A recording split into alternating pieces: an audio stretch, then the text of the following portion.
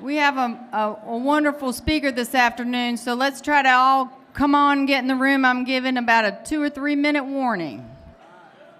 Just a lot of gray area in life.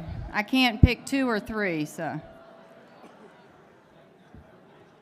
Oxford House staff, could you hop up and go out and make sure everybody's getting in? I know there are about 200 of you. Thank you.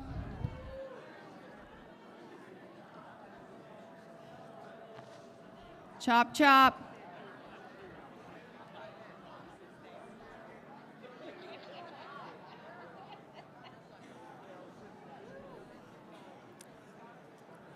Are folks back yet from the alumni lunch? No? All right, we're getting ready to get going. We got a few more minutes, then we're going to shut those doors back there.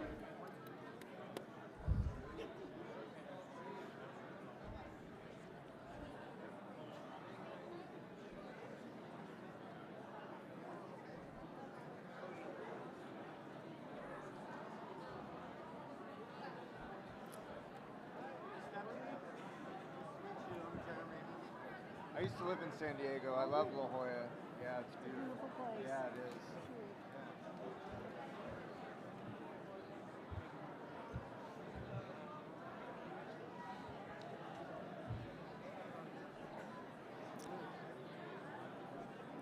All right, good afternoon, everyone. I'm Kathleen Gibson. I'm a woman in long-term recovery.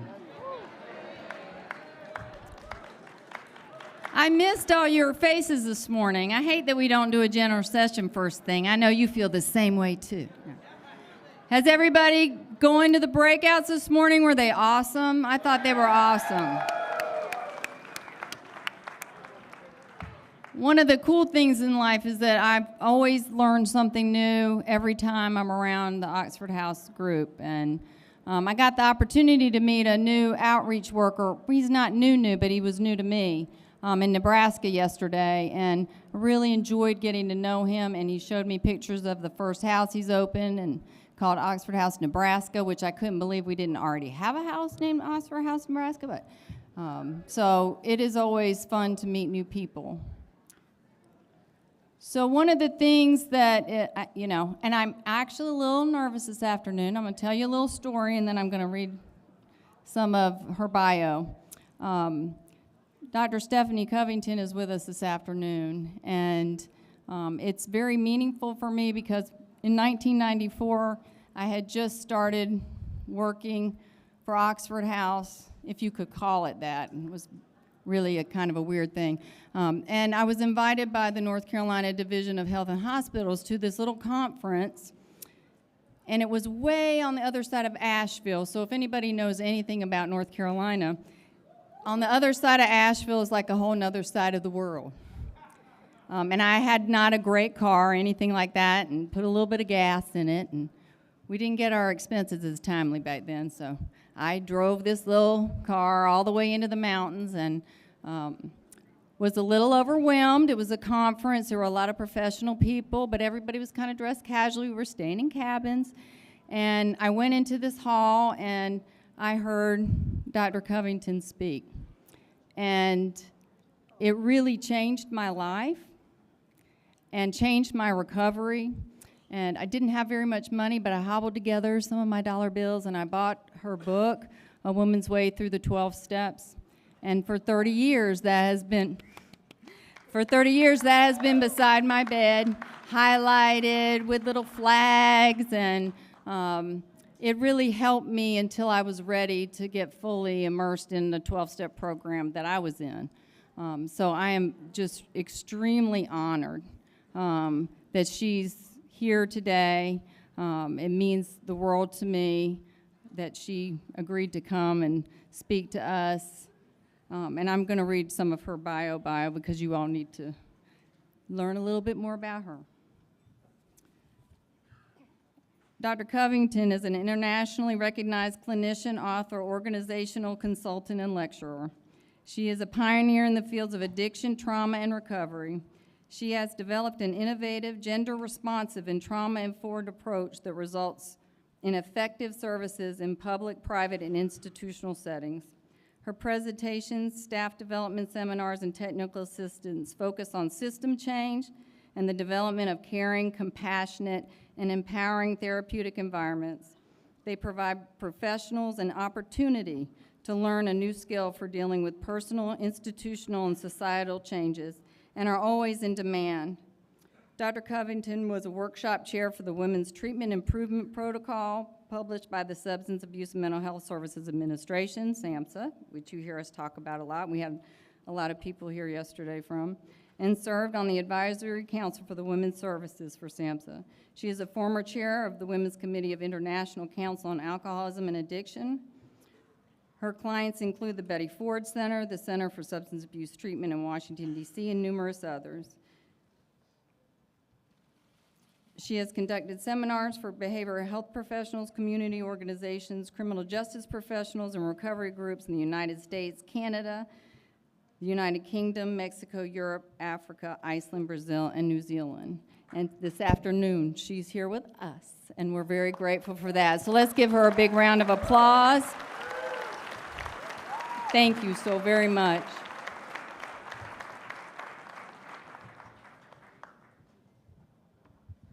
Well, and thank you for the invitation. I'm delighted to be here. And I'm glad so many of you showed up this afternoon for the topic I've been given, which isn't the lightest topic in the world, right? I'm going to be talking about addiction and trauma. And first I want to say something about recovery. You know, our ideas about recovery have changed over time. It used to be that it was a focus on what we took out of people's lives, so that they weren't using alcohol or other drugs, or they weren't having to go into mental health facilities or into the criminal justice system. It was about what was taken away. But today when we talk about and think about recovery, I think about it as what we add to people's lives, that how we can help people get to a place in their lives where we can experience health and happiness and joy. And one of the things that often keeps that from happening is the unresolved trauma. Anytime that I'm doing a talk on trauma, I always ask people first to think about having a safety plan for themselves. I'm going to talk for about an hour, but in that period of time in talking about trauma, depending on your life experience, I might say something that's what we call a trigger or an activator for you. Something may come up from your own life. And it's important that we all have some coping skills, and that's different for different people. Sometimes it's breathing, going to a safe place in your imagination. You may want to step out of the room. But I want you to think about having kind of a plan for this period of time.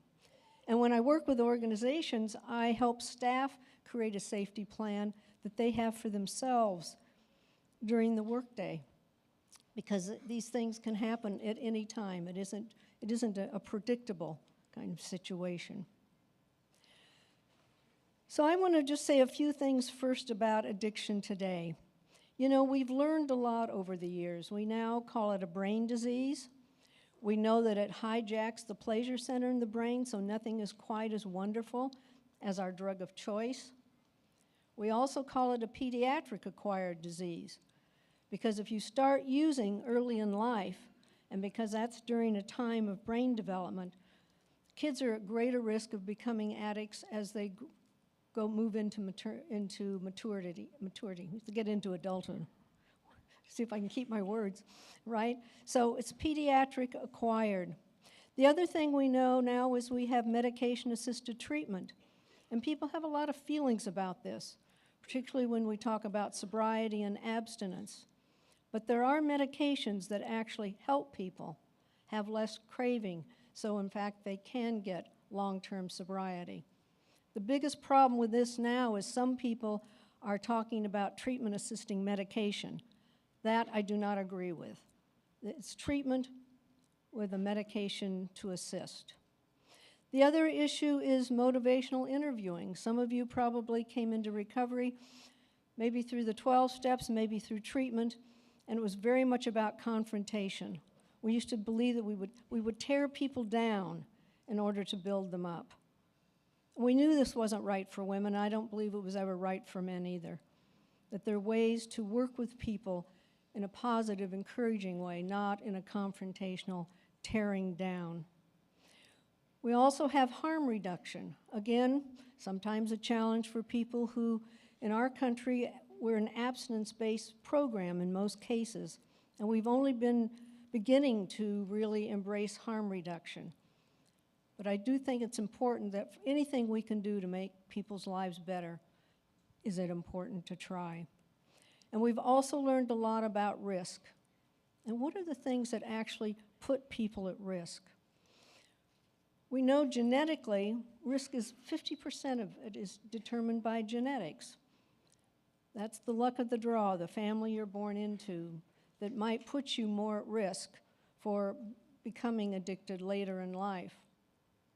But we also know that toxic stress, traumatic stress in childhood also increases people's risk.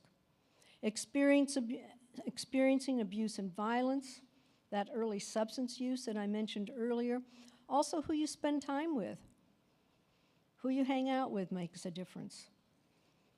High levels of stress and adversity, having harmful coping mechanisms, poor nutrition, chronic illness, grief and loss, having difficulty with painful feelings.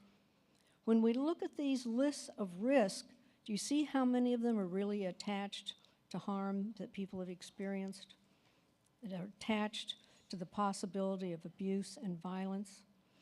And so what we see is that for people who are addicted, there are higher rates of trauma in their lives than people who are not abusing alcohol and other drugs. And yet, look at the history of what we've done in addiction around trauma. Historically, the addiction field avoided this completely. They didn't even talk about it. And so when I began doing this work decades ago, and I would talk about trauma, I can tell you that my colleagues gave me a really hard time. I was told that I was defocusing people from treatment. What was really primary was addiction. No one wanted to talk about it. And then we moved into acknowledging it, saying, yes, we know that the men and women who are addicted to alcohol and other drugs have higher rates of trauma and abuse in their lives than people who are non-addicted. But we still didn't do anything about it. And what we did is the treatment field developed a mantra, and this is what they said. When you've been clean and sober for a year, then you can work on your trauma. Which was great for counselors. They didn't have to deal with it, right? Wasn't great for people seeking services. Some people couldn't get a year because the connection was so tight in their lives, right? And then we finally moved into stop ignoring it. We began to acknowledge it. And we began to understand that services shouldn't be sequential. You have to be in recovery first, and then you can do this. But you could work on recovery and work on healing from trauma at the same time. And now becoming trauma-informed is considered a best practice in the field. Because look at these connections. Some people actually begin to use substances as the way that they cope with their histories of trauma. They begin to use alcohol and other drugs as a way to self-medicate. And then their solution becomes a problem. We also know that people are at greater risk of experiencing abuse when they're under the influence, and they're also at greater risk of perpetrating harm when they're under the influence. And we have all this happening in a substance use disorder field that was ignoring trauma. The other thing we've done is we've criminalized addiction. I probably spend about 90% of my time in jails and prisons, men and women's prisons. Because what we've done is we've criminalized addiction. We have put people in our jails and prisons where they're traumatized again, just by the experience of being in that system. And then, as I said earlier, I believe long-term recovery is really impeded by unresolved trauma. So we have all of these connections that we have to begin to acknowledge.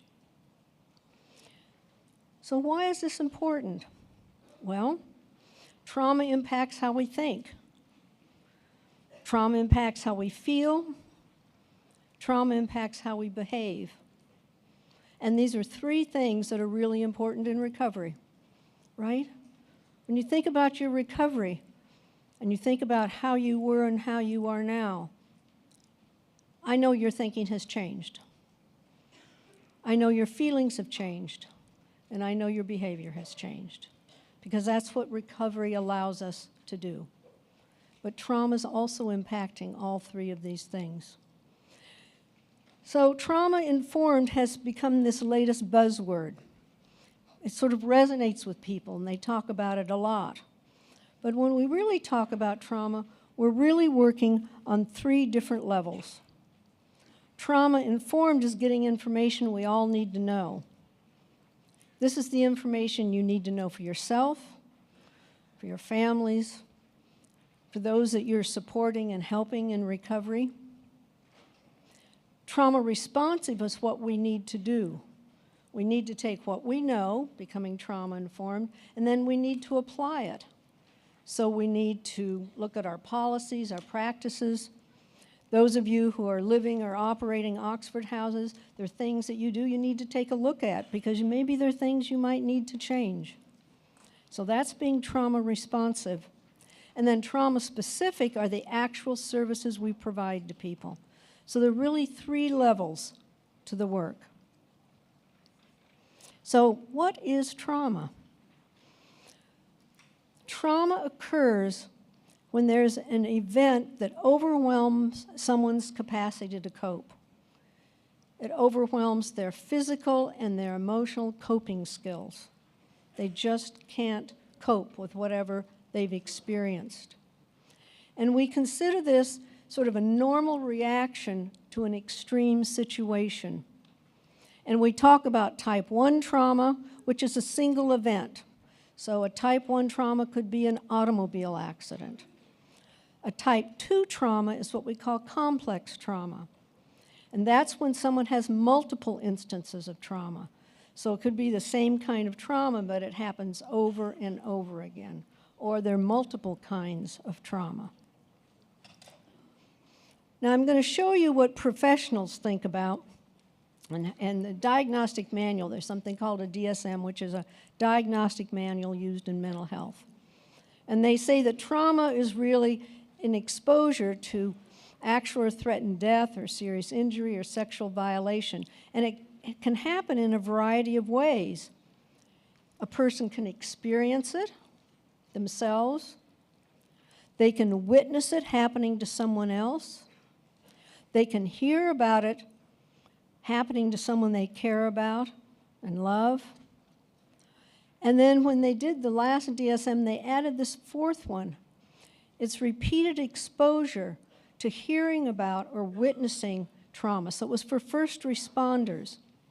And more recently, they've just added that people who do any counseling or listening to people's stories can be impacted by hearing about these horrific life experiences over and over again.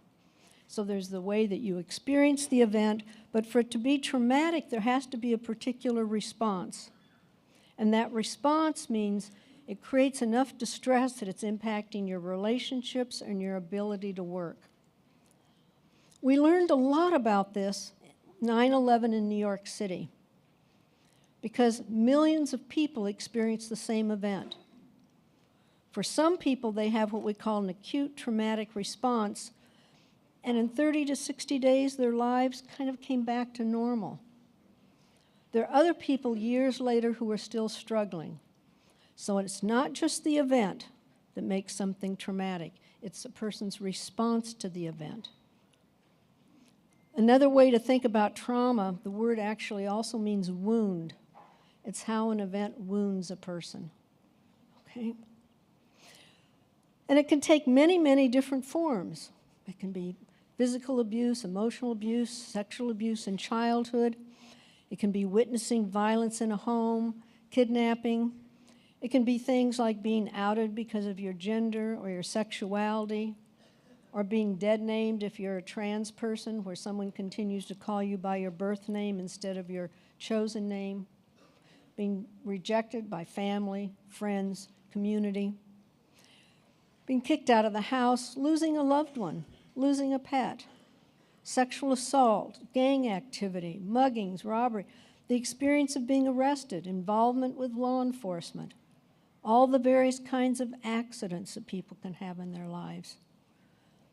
There's medical abuse, things that happen about not getting what you need in terms of health care, or struggling with serious illnesses, painful medical procedures, war, combat, the issues of immigration, people immigrating to this country and what that's like for them. We used to talk about natural disasters, and now we talk about climate trauma. Because what used to be called a natural disaster because of climate change is now accelerating. So the fires are more fierce.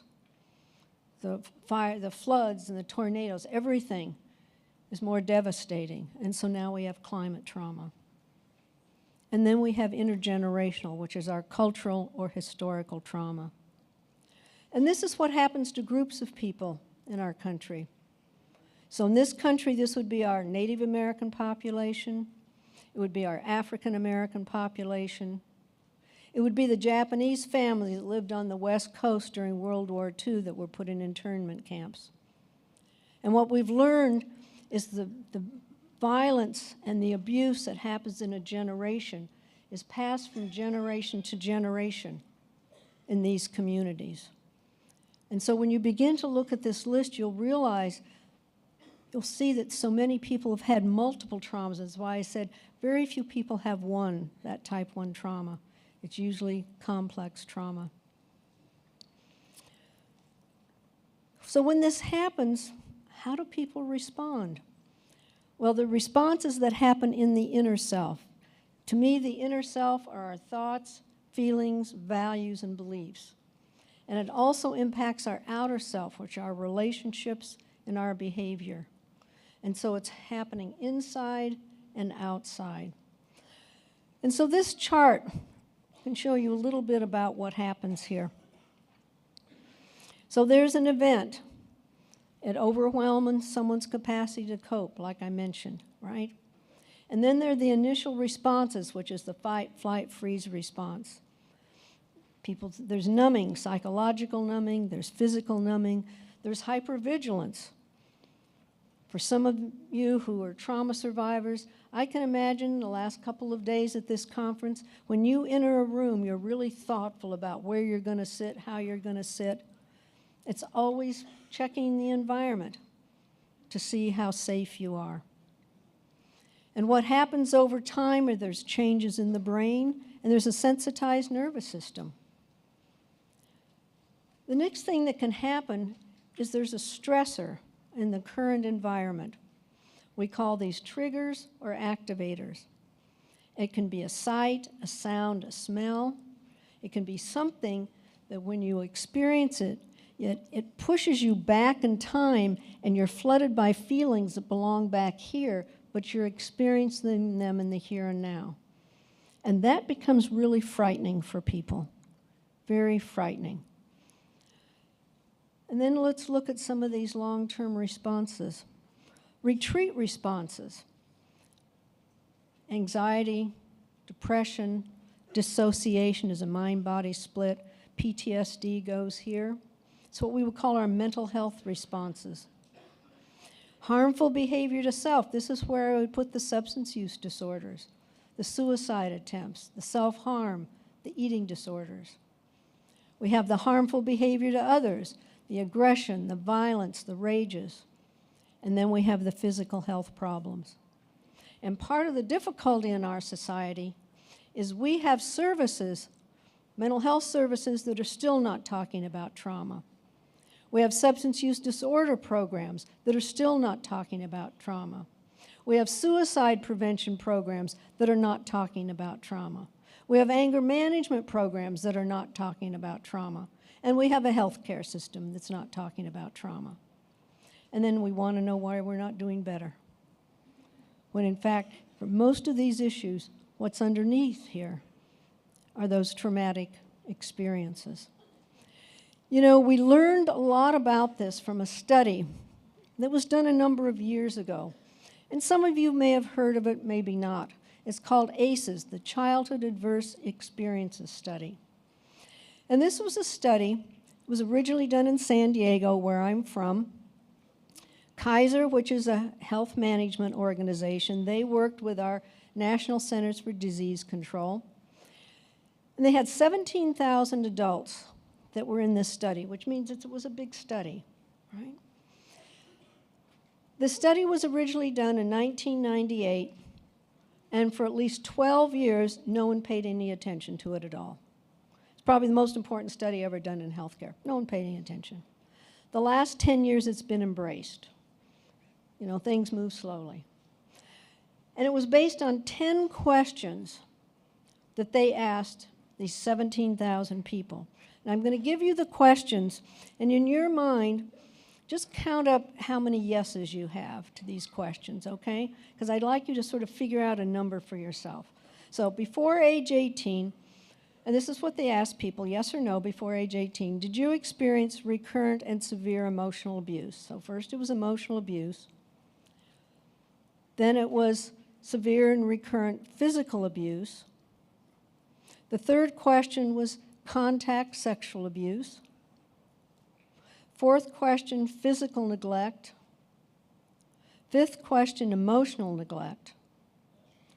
And then they asked people about the family, the environment they were growing up in before age 18. Sixth question, did you lose a biological parent from death or divorce, separation? Did you grow up in foster care? 7, was your mom being treated violently? Did you grow up in a family with an alcoholic or drug-using family member? Did you have a family member who was mentally ill and had to be hospitalized? And the last question, did you have a family member who was imprisoned? So these are the 10 questions they asked 17,000 people, right? And I'm going to make a guess. I'm not going to ask you to raise your hands, but I'm going to make a guess that the vast majority of you in this room have a score of 4 or more, okay? Does that make sense? Okay, 4 or more. They found that a score of 4 or more is what made the difference. And they were able to find that those experiences before age 18, for people who had a score of 4 or more, it was impacting them later in their lives, 30, 40, 50 years later. And first they looked at alcoholism, the injection of illegal drugs, smoking, and obesity. And they could predict that people were going to struggle with 1 or more of those 4 things if they had a score of 4 or more. And then they looked at chronic health problems, heart disease, pulmonary problems, diabetes, a whole list of physical health problems. And they began to be able to project and predict who was going to be using healthcare services by what happened to them before age 18, because it was playing out in the body. Okay? It's remarkable, right? This study has been done over and over and over again. Originally, it was in San Diego. People said, that's ridiculous. This is not a good slice of American life. So it went to 5 different states, 26,000 people, same results. Today, we have over 2,000 studies from around the world showing exactly the same results. The people who have a score of 4 or more yes answers on those 10 questions are the people who are at greater risk for mental health issues, 4 times greater risk for anxiety, which would also include post-traumatic stress disorder and depression, 6 times more likely to struggle with alcohol and drug use, 7 times more likely to experience violence in their lives, 10 times more likely to actually be addicted to drugs, 30 times more likely to attempt suicide, right? And then we have suicide prevention that doesn't talk about trauma. Doesn't make any sense to me. So it's important for us to begin to understand the impact on us as individuals, but also on us as a society and in the world. These are 2,000 studies from around the world. There were two more things we learned from this. The staff did not want the study. And you might find this in a situation where you're working and you say to people, you know, maybe we need to be talking about trauma. And oh, no, you can't open that can of worms. We don't have enough mental health professionals. But Kaiser did not want the study. So what they did is they had a staff person carry a pager. This is back in the days of pagers. 24 hours a day, 7 days a week for 3 years, in case any of those 17,000 people had a meltdown and needed to talk to someone. How many calls did they get from the 17,000 people? Not one, exactly. The only people that melted down were the staff. Right? And I'll tell you why I think. Because a lot of the staff had these issues in their own lives. And the way they dealt with it was just to shove it aside and put a lid on it. And the idea that there'd be an expectation that they would begin to be talking about this with clients and patients was too frightening because they hadn't done any work on it themselves. For people who had a high score, they gave them 1 hour with a mental health professional. It's what we call a brief intervention. 1 hour. That 1 hour made a difference. The 1 hour with a mental health professional made a difference. And how that 1 hour started was by the person saying, I see that you checked off whatever was on the list. These are things that happened in your childhood. How do you think that's impacted you later in your life? And people were astonished. They said things like, well, I don't know. I haven't thought about it. One man said, well, when I was 5, I tried to tell my mother, but she said, that doesn't happen in our family. 76-year-old woman said, no one ever asked me, so I just thought it was a secret I would take to my grave. No one had ever told anyone because no one had ever been asked. And they were carrying this with them. Having 1 hour with a mental health professional decreased that group's use of physical health care by 38% over the next 18 months. 1 hour. Now, the way I was originally trained around trauma, I was told that if I was going to work with trauma survivors, I was going to work with them multiple times a week for multiple years. So you can imagine who was going to get that service. I now know we can make a difference in 10 minutes with people. I now know there's something we all can do.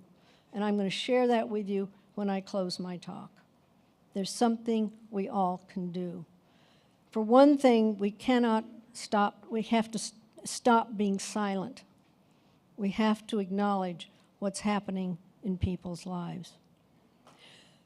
The other thing we learned was this. The women had a 50% were more likely than the men to have a score of 5 or more. We realized there was a gender difference in trauma.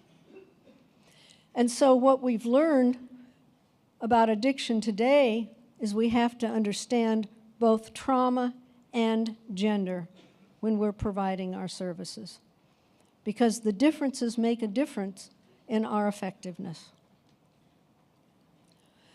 So some of the gender differences. Well, in childhood, both boys and girls as kids are at risk. And they're at risk from people they know, family members. Families today are still saying to their children, don't talk to strangers, don't take candy from a stranger. And maybe they should be saying, watch out for Uncle Bob, right? So children are at risk. Greatest risk, family members, people they know. The difference begins to happen in adolescence. For a young man, his risk of harm increases if he's a gay young man of color, a young man who's transitioning, right? And his greatest risk comes from people who dislike him, his peers and the police. Contrast that to the adolescent girl. Her greatest risk for harm comes from her relationships, from the person to whom she's saying, I love you. When you move into adult life, if a man serves in the military, his greatest risk for harm comes from the enemy. If he's living in the free world, in our communities, his greatest risk for harm is being a victim of crime committed by a stranger. Contrast that to the female. If she serves in the military, her greatest risk for harm comes from those she's serving with.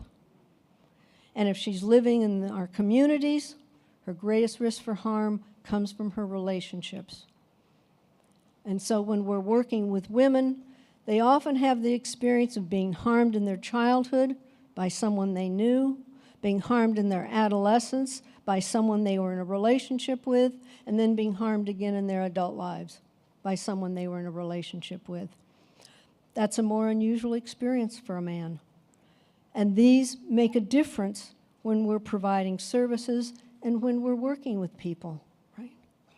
And then we know that our LGBTQ plus population is at the highest risk for harm in our society.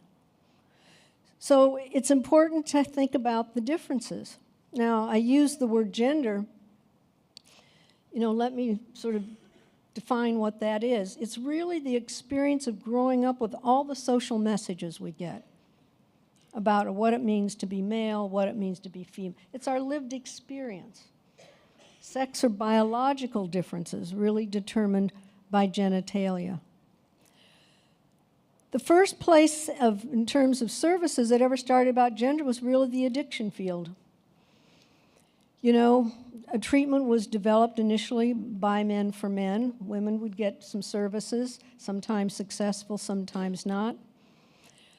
But then during the 60s and 70s, during the women's movement, things happened that changed our social services. Women came together in small consciousness-raising groups, and they started talking about the realities of their lives.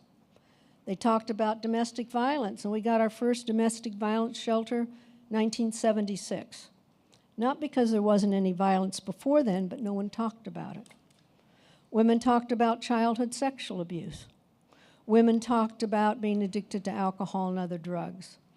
And the federal government funded 12 demonstration projects for women's treatment for addictive disorders in the 70s. So we began to talk about these differences in the addiction field when other services weren't talking about it at all. And we said you have to be gender specific. People didn't really know what that meant, and gender responsive. And we've talked about this for many years about why women need things that are different from men in order to recover. And so this is a definition a colleague and I developed years ago to try to help people get an idea of what it meant to be gender responsive. We said it's about creating an environment, thinking about the site, the environment, the staff, who should be working there, program development, content and material. And all this need to reflect the lived experience of women and girls and address their strengths and challenges. And I used to do an experiment that I would try, because over the years I've written a lot of things, and people would invite me to a program, and I would go, and it'd be a co-ed program, and I would say, well, I've written this book for women. It might be a woman's way. You were talking, and I say, why don't you give this to the men and have them read this? The kind of reaction I would get to that? They'd think I was nuts, right? Or I've written this program for girls. Why don't you give this to the boys? Absolutely not. They'd be so insulted. I said, then why do you continue to give the women material written for men?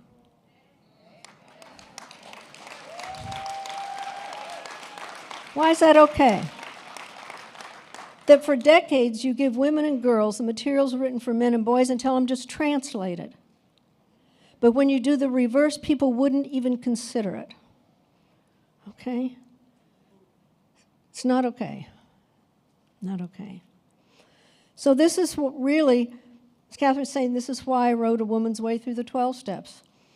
It's because I had clients, I used to do clinical work in a practice, And they were having trouble going to meetings and embracing the 12 steps. And they would say, I can't find myself. There are no female pronouns. There are no women's stories. I don't relate to this. And so that's what motivated this, was so that women had a book with their stories and their concepts. The steps are written the same way. I didn't change that language. But I interviewed women around the country so they could tell me what the steps meant to them and how they use them, so women could find something that they could relate to in their own life. But having developed this whole idea of being gender responsive was really based on a binary model, because that's the way we were thinking decades ago. But today we think about gender on a continuum, right? You know, gender expression is how someone presents themselves. The language cisgender, and I saw you had a workshop on this here actually at your conference. Cisgender is someone who sex is assigned at birth. So let's say I'm born as a baby and the doctor says, oh, you have a little girl, and I live today as a woman, so I'm a cisgendered woman. If the doctor said, oh, you have a little girl, and as I'm growing up, I think that doesn't fit for me, and I transition to be a man, right? Then I'm transgender. And so we need to begin to think about what all this means in a world that has been binary for decades, even though it doesn't work for some people at all. Gender conforming is when someone's gender expression doesn't match how we think they should be. And then there's some people who are non-binary and they don't want anything to do with any of this, right?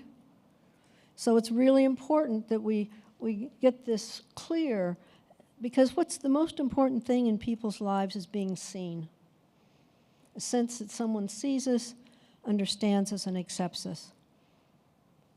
And how is someone going to be in recovery if that can't happen? So this is really fundamentally important. Fundamentally important. Sexual orientation is how someone identifies their emotional or physical attraction to someone. And then LGBTQ+ is the acronym, right? For lesbian, gay, trans, bisexual, queer questioning.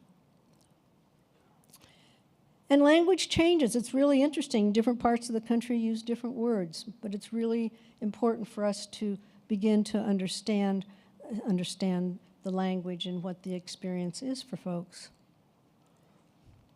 So now the gender responsive treatment definition has changed. It's the same things in terms of the site's important, the staff, the program development. But now it's reflecting the lived experiences of women, girls, men, boys, transgender, and non-binary people. So expanding our definition about gender.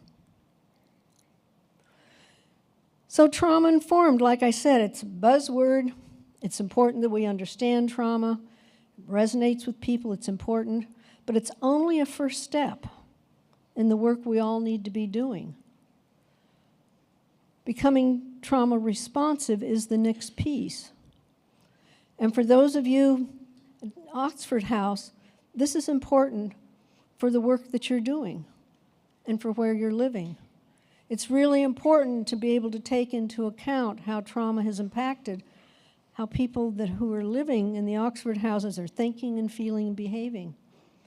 We want to avoid triggering people, but you can never take away all the triggers. It's impossible. The trauma survivor doesn't even know where a trigger can come from next week or next year, but we take away whatever triggers we can. We want to allow survivors the ability to manage their symptoms so they can benefit from what we're trying to provide. But what's really most important that I want to encourage you to do is to look at your policies and practices. The things, how are you operating your Oxford houses? Are there things that maybe you need to do differently? I'll give you one example from women's residential treatment that was done for years. Women's residential treatment, what they would do at night, they would take a flashlight and walk through the hallways and look in the bedrooms to make sure women were in their rooms and in bed. Now think about someone who's a trauma survivor having someone walking through at night with a flashlight, when for some of the women the abuse happened in their bedrooms at night as children, right? So that's not a good policy. So it's rethinking what we're doing, rethinking some of how we've been doing business.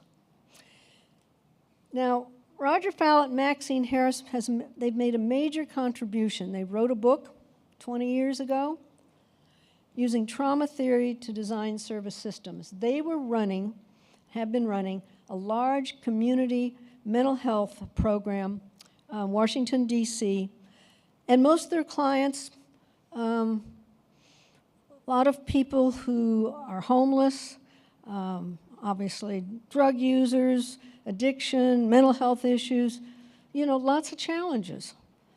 And they said, we have to provide our services differently. And they developed 5 core values that have to be in place. These are the 5 most critical things. Okay? And when people look at this list, they say, oh yeah, we do all that. And then I go and visit and I think, not so much. Okay? So the first thing and most important thing is safety. There has to be physical and emotional safety.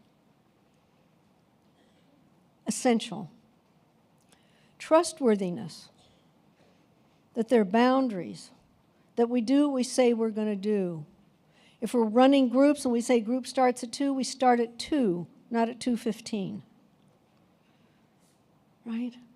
It's not working out of crisis management, but being really consistent, predictable, a sense of trustworthiness. Choice.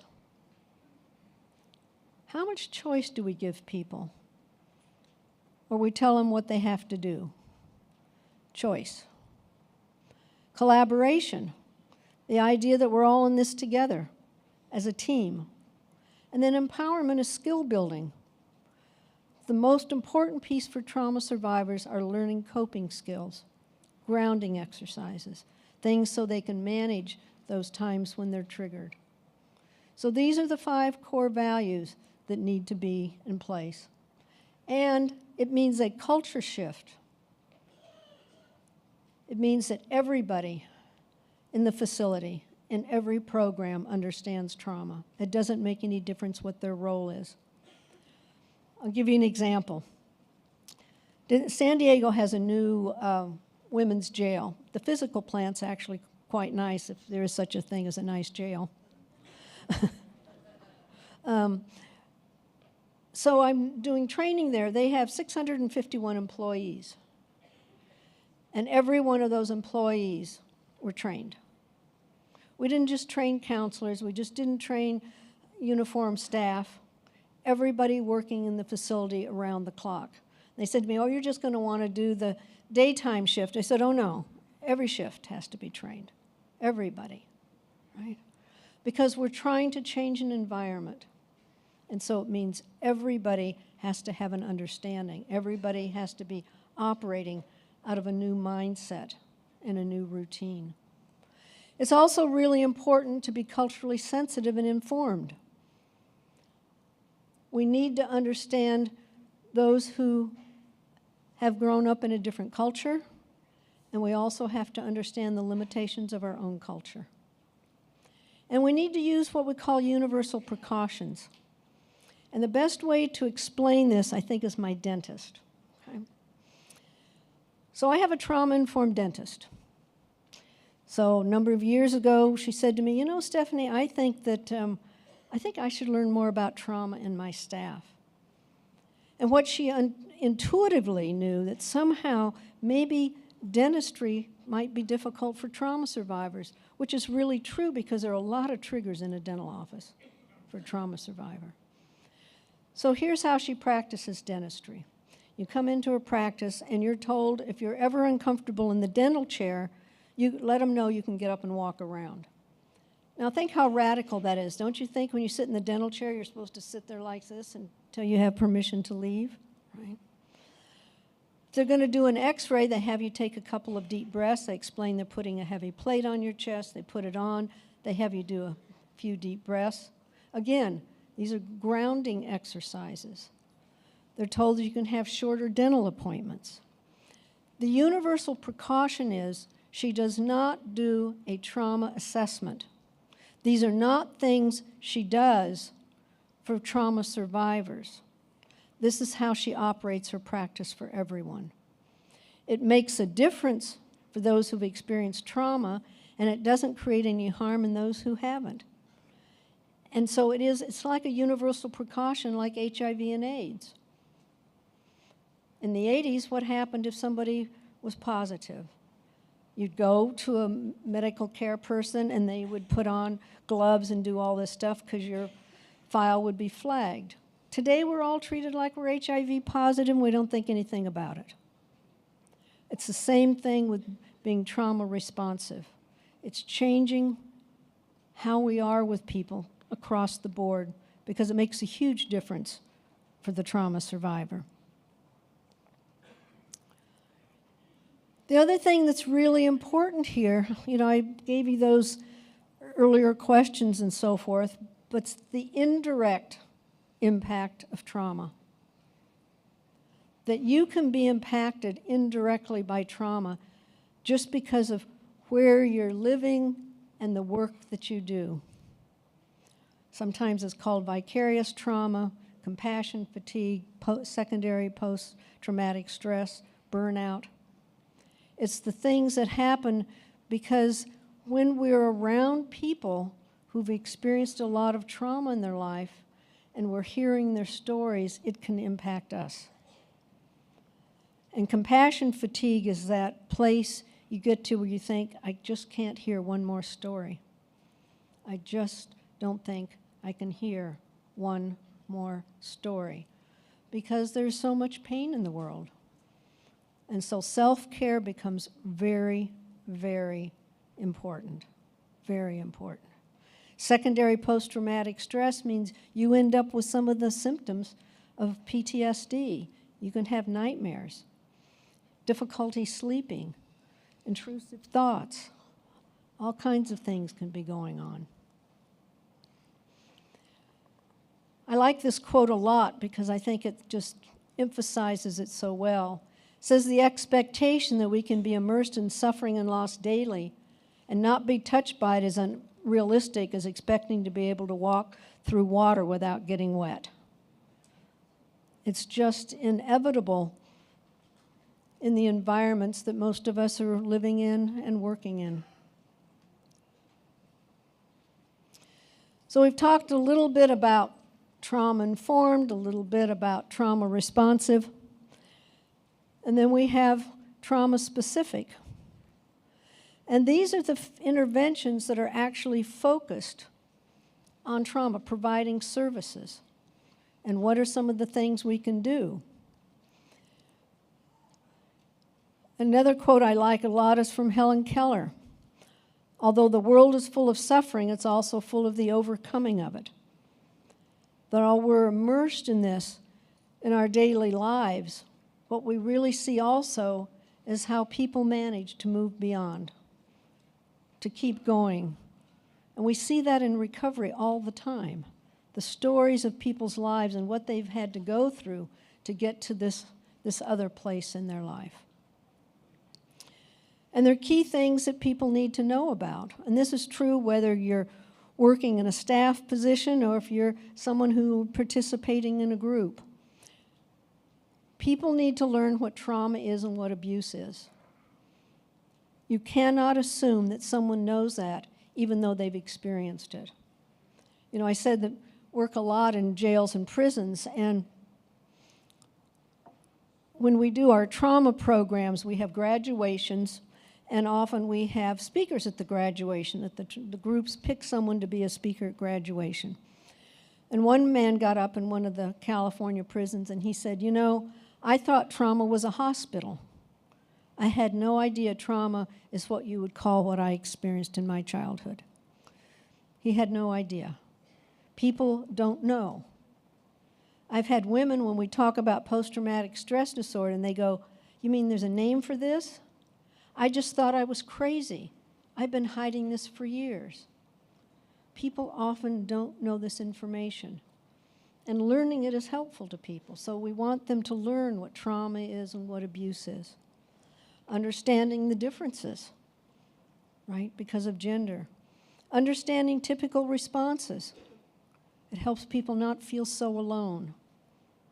It's one of the difficulties. Trauma survivors often think they're the only one. And that's why group interventions or group activities are so important. And the coping skills, the grounding exercises, are very important.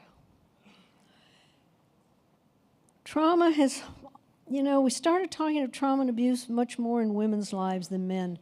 And there has been silence surrounding the trauma in the lives of boys and men for decades. And part of that is because of male socialization.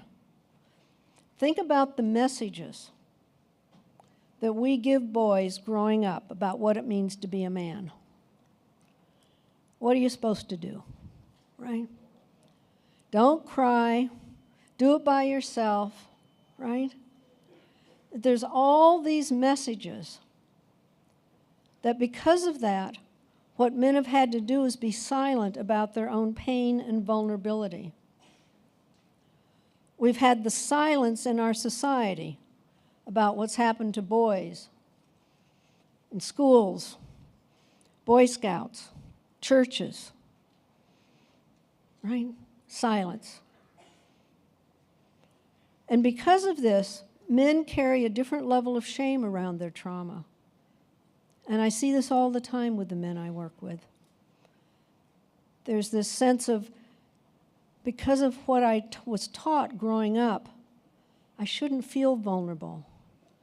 If I was a real man, I wouldn't be in such pain. And so when we work with men, we work with them differently than we work with women. It's one of those important gender differences that have to be taken into consideration. And we work with men. One of the exercises we do in several of the men's curriculum, including the addiction one, is we say to men, okay, what are the messages you got growing up? The things that I was saying earlier about, right, you do it yourself, you don't cry, you shouldn't show feelings, blah, blah, blah, blah, blah. And then say, what are you learning for recovery? Ask for help, show your feelings, don't do it alone. Totally in opposition to the messages of growing up. And so we explained to men part of recovery is figuring out what of those man rules you're going to keep that work for you and what are the ones you're going to want to let go of. Right? And it's also important that when we work with men, we work with them not only about the abuse they've experienced, but the abuse they've perpetrated. 93% of the violence in the world happens by men. And so it's a consideration we have to be aware of. So in all this, what can you do? What can you do? So I'm going to give you some resources. One is changing that question that periodically we all have in our mind, which is, I wonder what's wrong with them, right? Do I wonder what's happened to them? Think about, I do this with my own kids and family at times. I think, what is wrong with them? Right? And this question has been really resonated with people. Psychiatrist Bruce Perry and Oprah Winfrey have just written a book, and the title of it is, It's What Happened to You. And this question actually comes from a colleague of mine, Sandy Bloom, a psychiatrist, who was running an inpatient psychiatric unit in Pennsylvania at the end of the 80s. And she was running this inpatient psychiatric unit, and it was a disaster. There was violence against staff. There were violence between the residents and the program. She said it was just an awful place. And it occurred to her that everybody in that place was a trauma survivor. And she said to the staff, we're going to start running this program differently. And we're going to run this through the lens of trauma. And as they began to run this program differently, the violence went down on the unit. The fighting between the residents went down. The aggression against the staff went down. People who left stayed out of the facility longer. And they sat in a staff meeting one day, and she said, let's look at what we've been doing differently. And one of the social workers said, we stopped asking what was wrong with them. We started asking what's happened to them. This is a huge attitudinal change for all of us, to change this question in our mind. I also told you there's something that I think we all can do in 10 minutes. And this is a brief conversation with a couple of exercises. The actual wording for this you can download off my website. But regardless of the role you're in with someone, here's how the conversation goes. Let's say someone's new is coming to Oxford House. And one of the things you can say to them is, you know, we know a lot of the people who come here have had really difficult life experiences. I don't know if that's true for you or not, but I want you to know there's people here who can help you. And we know there's ways to work with those old, difficult problems. And in fact, we know when people come here, sometimes, you know, it's a new place, you can feel kind of anxious. And if you'd like, I can show you some good tools for if you're ever feeling uncomfortable. And you teach them 2 grounding skills, or you demonstrate them depending on what they prefer for you to do. One is a breathing exercise. And the breathing exercise is you breathe in like you're smelling a rose, and you breathe out like you're blowing out a candle. And you just do that 5 or 6 times. The other exercise is this 5 senses activity. And you can do that right here with me in the room right now. And what you do is you name to yourself 5 things you can see in this room. Name to yourself 5 things you can see. Name 4 things you can touch.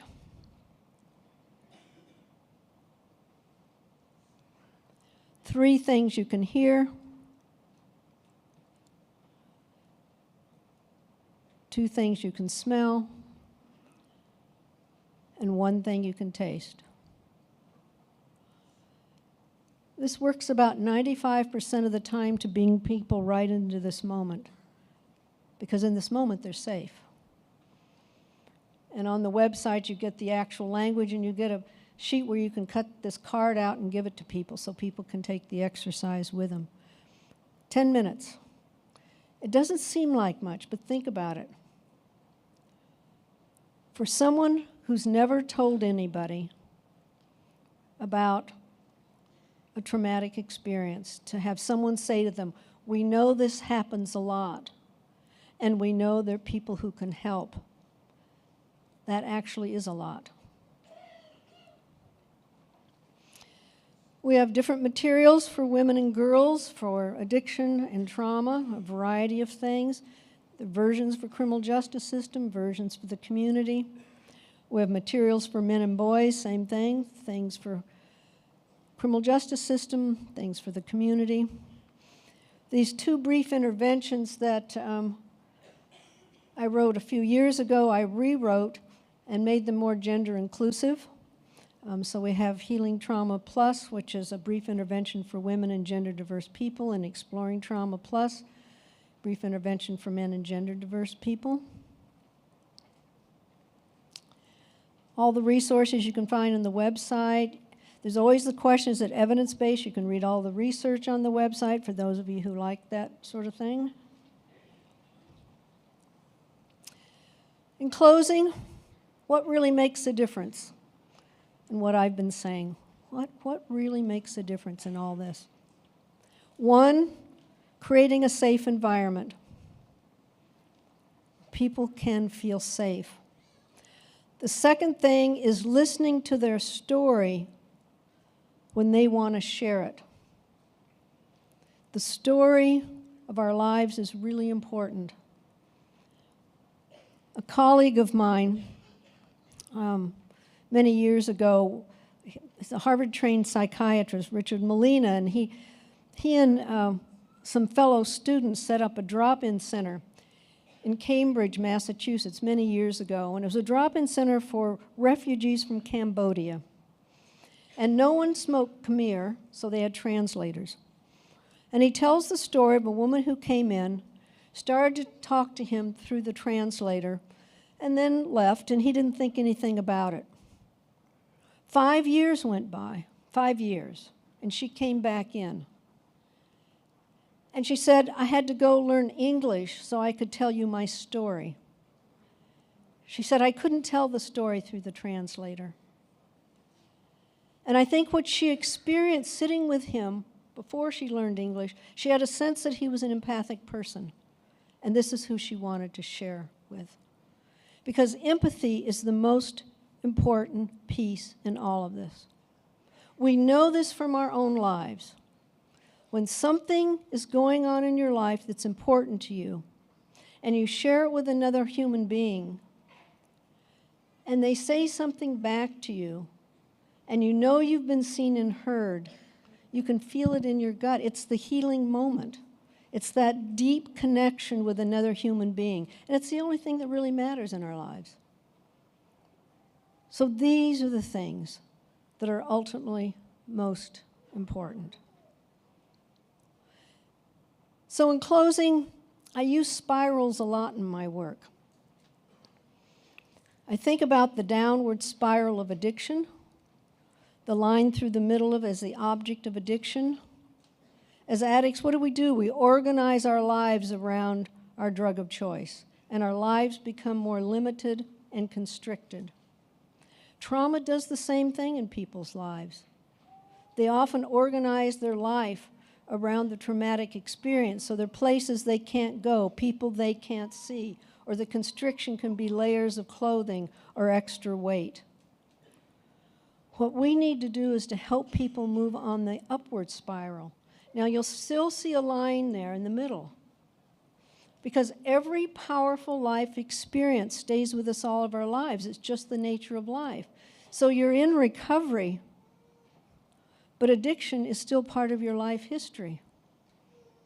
If you're a trauma survivor, you can be healing, but that experience is still part of you. It's just the nature of life.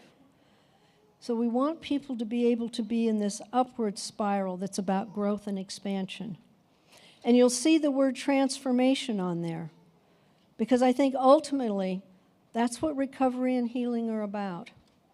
It's when someone is able to say, who I am today is not who I was.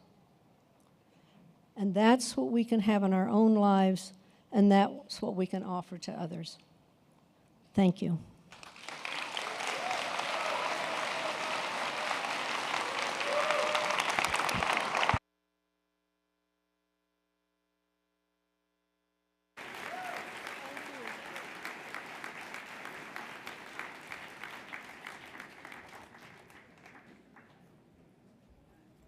Let's give Dr. Covington one more round of applause for all her work that she does with the criminal justice system and helping us heal. Thank you very, very, very much. I'm going to turn the afternoon over to, who am I turning it over to? Can't remember. Jason Giroux.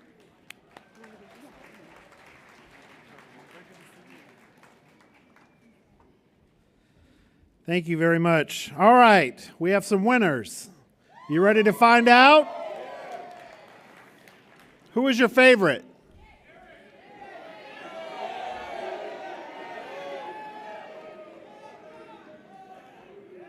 None of them won. No.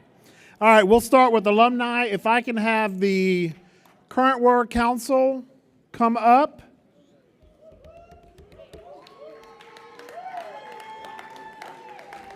I'm not sure if y'all want to do y'all want to do pictures down there? Or how do y'all want to do that? Yeah, we'll do pictures down here. Okay. So I am going to call out your 2 new members for alumni. The first is for a 3-year term, and that person is none other than Huggy the Druggie.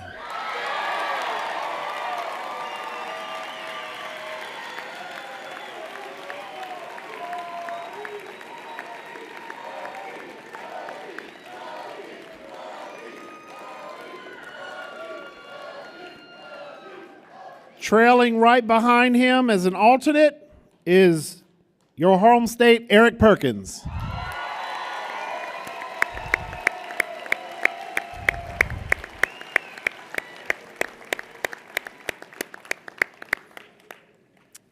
Now, we have residents. The first 3 that I'm going to call out are for a 3-year term. Your new council member is Nicole Kazmata.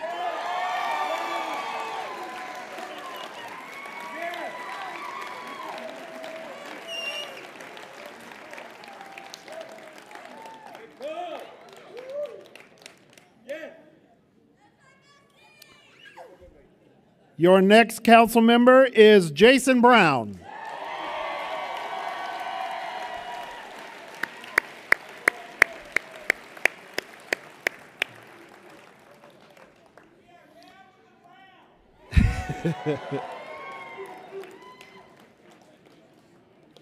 Making their way all the way from the Sunshine State is Joshua Clowers.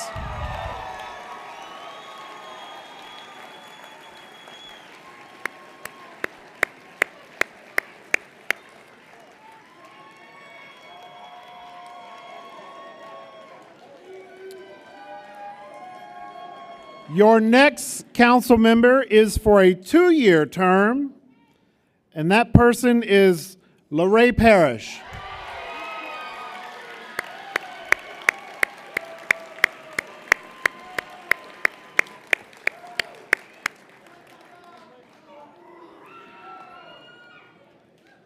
These next 2 individuals are for a 1-year term, and they are actual voting members. The first one from the great state of Texas is Hiram Torres.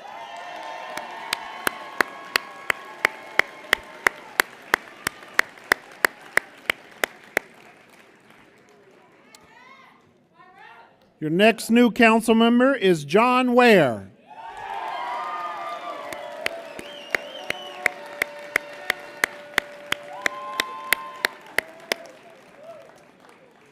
Your last 2 members are for 1-year alternate. The first one is Jake Elliott.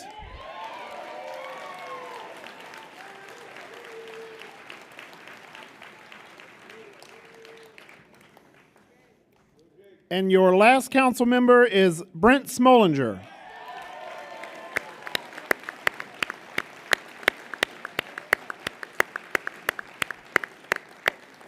So with that, I give you the new 2022 World Council.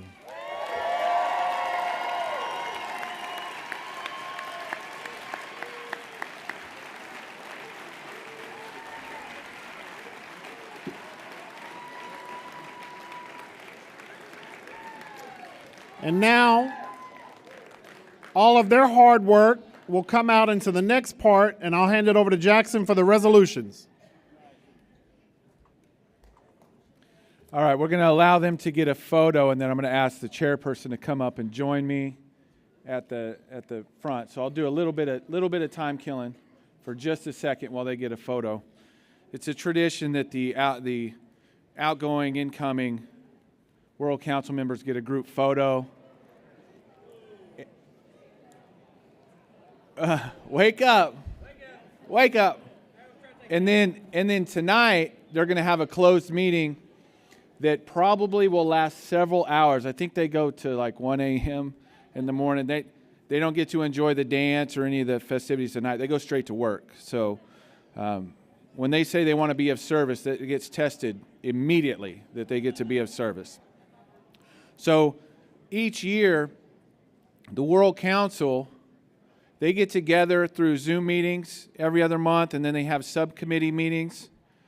It is very, very important that you all understand the role that you can play in assisting the World Council. They have several subcommittees. If you want to know what all the subcommittees are, they have brochures out at their table. And they have Zoom meetings once a month for those subcommittees. Any member or alumni can join that subcommittee that is chaired by a World Council member, and you can participate in the discussion to help further the Oxford House model, help further the Oxford House movement. And it's really, really cool to be a part of something on a national level. How many of you serve on your chapter?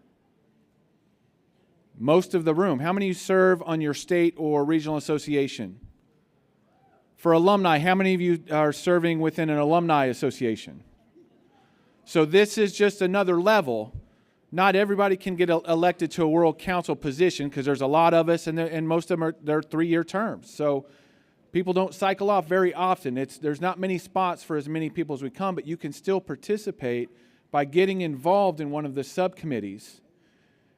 We ask that if you do, that you're committed to that you'll show up for the Zoom meetings every month and be a consistent face and somebody willing to serve and help out and report on things that are happening in your area that you can lend to the World Council, because they have limited information from what's going on in the areas in which they live.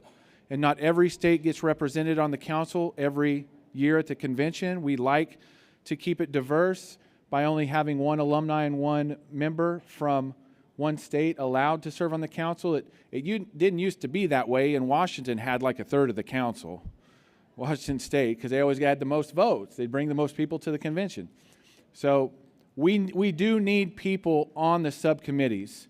There have been a few that have stuck it out through COVID times, but it has dwindled a little bit. There's been some inconsistencies on people participating in the subcommittees, but they really need, if the council is going to be successful, it's going to take more than those voting members and those alternate members. It's going to take your residents and alumni to participate. So please take time before you leave here this weekend to grab one of the brochures or look through the different subcommittees and see if you can, for an hour and a half once a month, if you can jump on a Zoom meeting and participate in those subcommittees. That would mean a lot to the council. Can we make that commitment?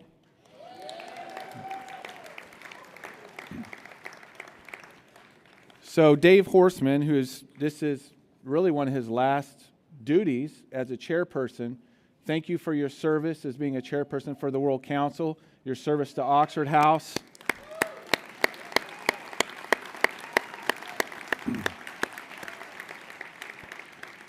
They had probably one of the most difficult resolutions to take a look at last year.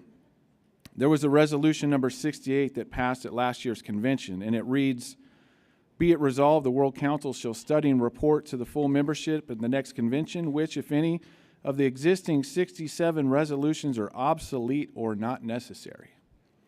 How many of you have read all 67 of those resolutions? How many of you have no idea what I'm talking about? Okay. There's an opportunity to educate. In the World Council Manual, which is online, we didn't get a chance to put it in the tote bags this year, but it is online. You can read resolutions that get passed at the World Convention. And what it is, it's a kind of an ongoing best practices, statements that we feel as an organization are important. And the World Council is the voice for the resolutions. They bring it to the body at the World Convention, and it gets voted on here. And once it's passed as a resolution, it goes into the World Council Manual so that it's documented in writing in an official Oxford House manual. So if you look back, in the early days, it wasn't quite used in the same way as it is now. So some of the resolutions are, we want to thank the city of Kansas City for hosting us for the World Convention in 2000. That was 2000, right? I don't know. I don't have them all memorized. And so that's not really a resolution. I mean, it's a great, caveat. Thank you, Kansas City. We are thankful for, any host city. We're not going to pass a resolution to thank the city of Seattle this year. We can thank them by find somebody from Washington, give them a hug, and tell them thank you. So our resolutions have have a little bit more depth today. So they had the task of going through every single resolution and looking through them. Some of them were outdated or unnecessary. One of the big ones that gets brought up all the time was that methadone is prohibited in Oxford House. And that was listed in there a couple of times. There's a couple that it was so important as a resolution to state years and years and years ago that they kept restating it as different, the same thing and as different resolutions. Well, we have grown as an organization. And in 2010, we wanted to be recognized as recovery housing that was open to multiple pathways of recovery.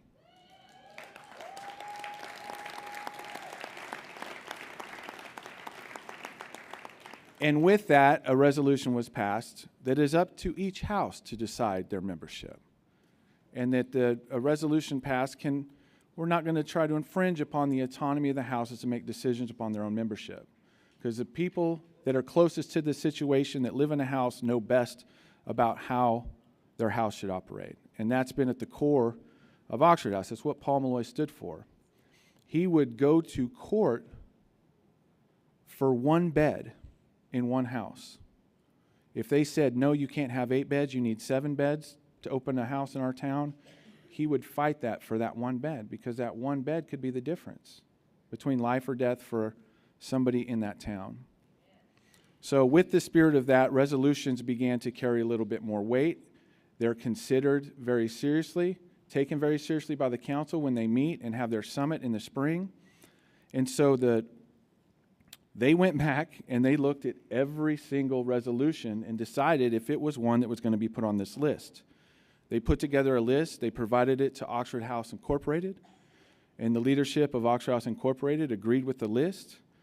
And so, resolution number 1, 4, 9, 12, 13, 17, 24, and 32 are obsolete and not necessary. Resolutions 2, 3, 5, 6, 21, 23, 25, 28, 29, 33, 36, and 38 have been superseded or are redundant. This list can be provided if you want to go look detailed at all of those resolutions. I'm not going to stand up here and read through every single resolution and defend why it's obsolete. You can go look for yourself. You can take the time to do that. We can give you the list. It will be in the next version of the World Council Manual. There is one update, an amendment that will be made.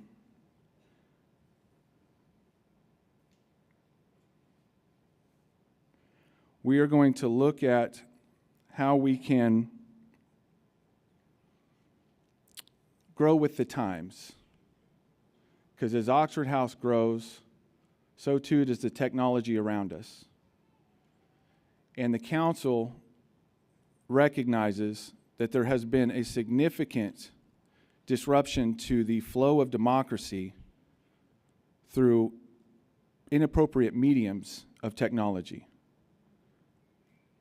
Sometimes we're in a hurry and we want to have votes and not sit down face to face and pull out the minutes and discuss things and take proper votes in a democratic fashion. We want to jump on our phone and throw motions out, not knowing who's going to receive the motion, when they're going to reply, and we look for just a majority yay, and then we call it good. So I have conferred with Kathleen, and we're going to look at the Oxford House Manual. As you read it, you will see that there are updates in the footnotes that don't change the spirit of the manual, that don't change the content to the manual, but update it to be more specific, to keep true to the nature of it. And so we're going to put in some verbiage in an update to the manual very soon that talks about how important it is to have a meeting face-to-face when you're discussing house business in a weekly business meeting or emergency meeting.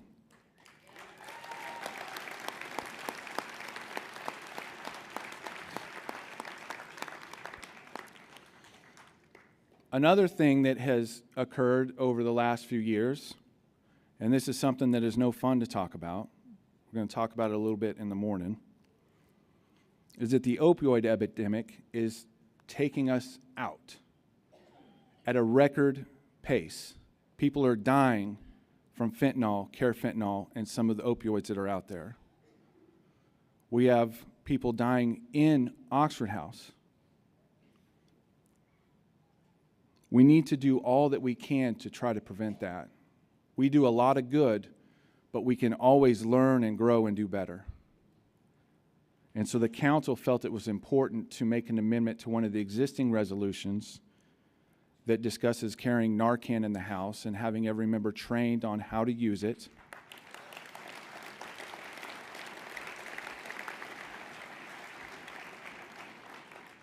And we're going to put some verbiage in the manual, probably likely in a footnote, that will include the importance of doing wellness checks and putting actual eyes on your housemates.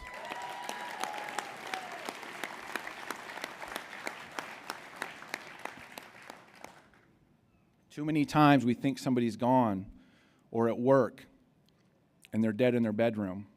We need to check on each other. If you have not seen your housemate today, call them, text them, knock on their door, crack the bedroom door open. Check on them. How you doing? You having a good day? I care about you. Let me know if you need anything. We should be doing that with each other every day. It's life or death out there. And we don't want to assume that they're gone. We don't want to assume that they're just sleeping. We need to check on each other. If you have not talked or seen your housemate within a 24-hour period, you need to check on them. And so we're gonna make sure that that's in black and white in the manual.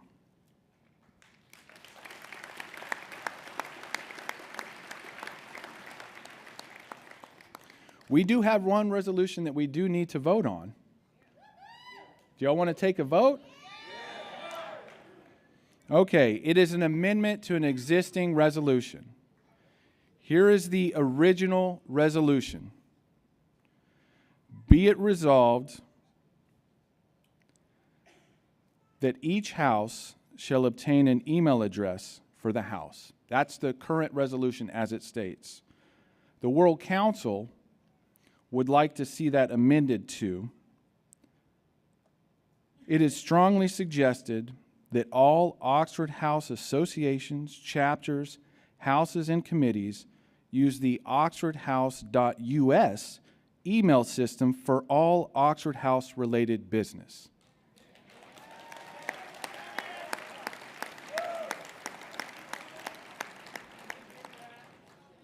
So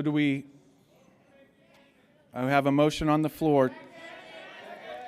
I have several seconds. Do we have anybody that would like to ask any questions, make a comment? We have a couple of mics for a couple of minutes. If anybody has any comments related to this resolution, we will open the floor for comments. If nobody comes up to the microphone, we will take a vote. If you have to walk up to the microphone, I can't hear you from back there.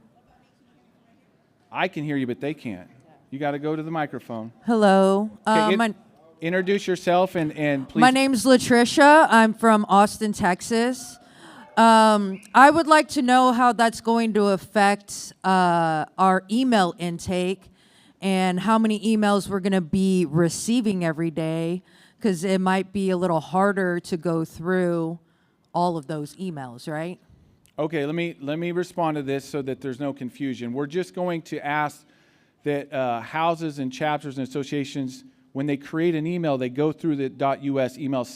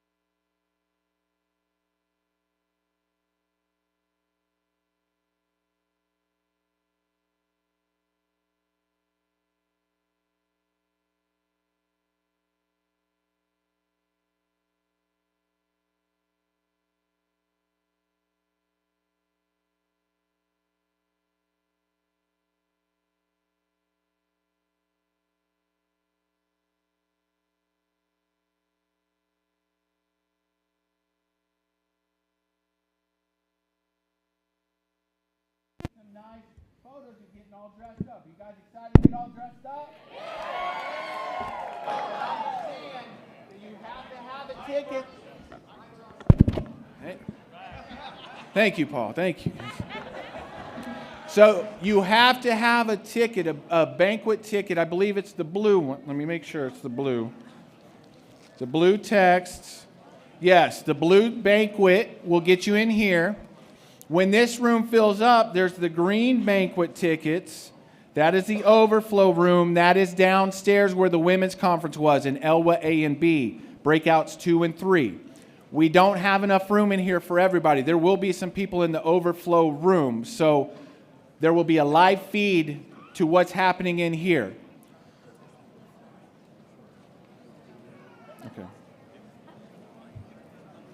Okay, we have a special video to show. Then we have a live feed from a special guest before we get into the bids for the 2024 Oxford House World Convention.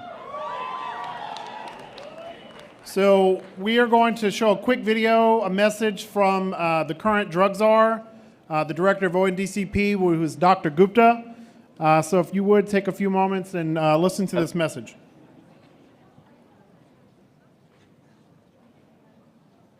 So, thank you, Kathleen, for the introduction, and thank you for your leadership of Oxford House.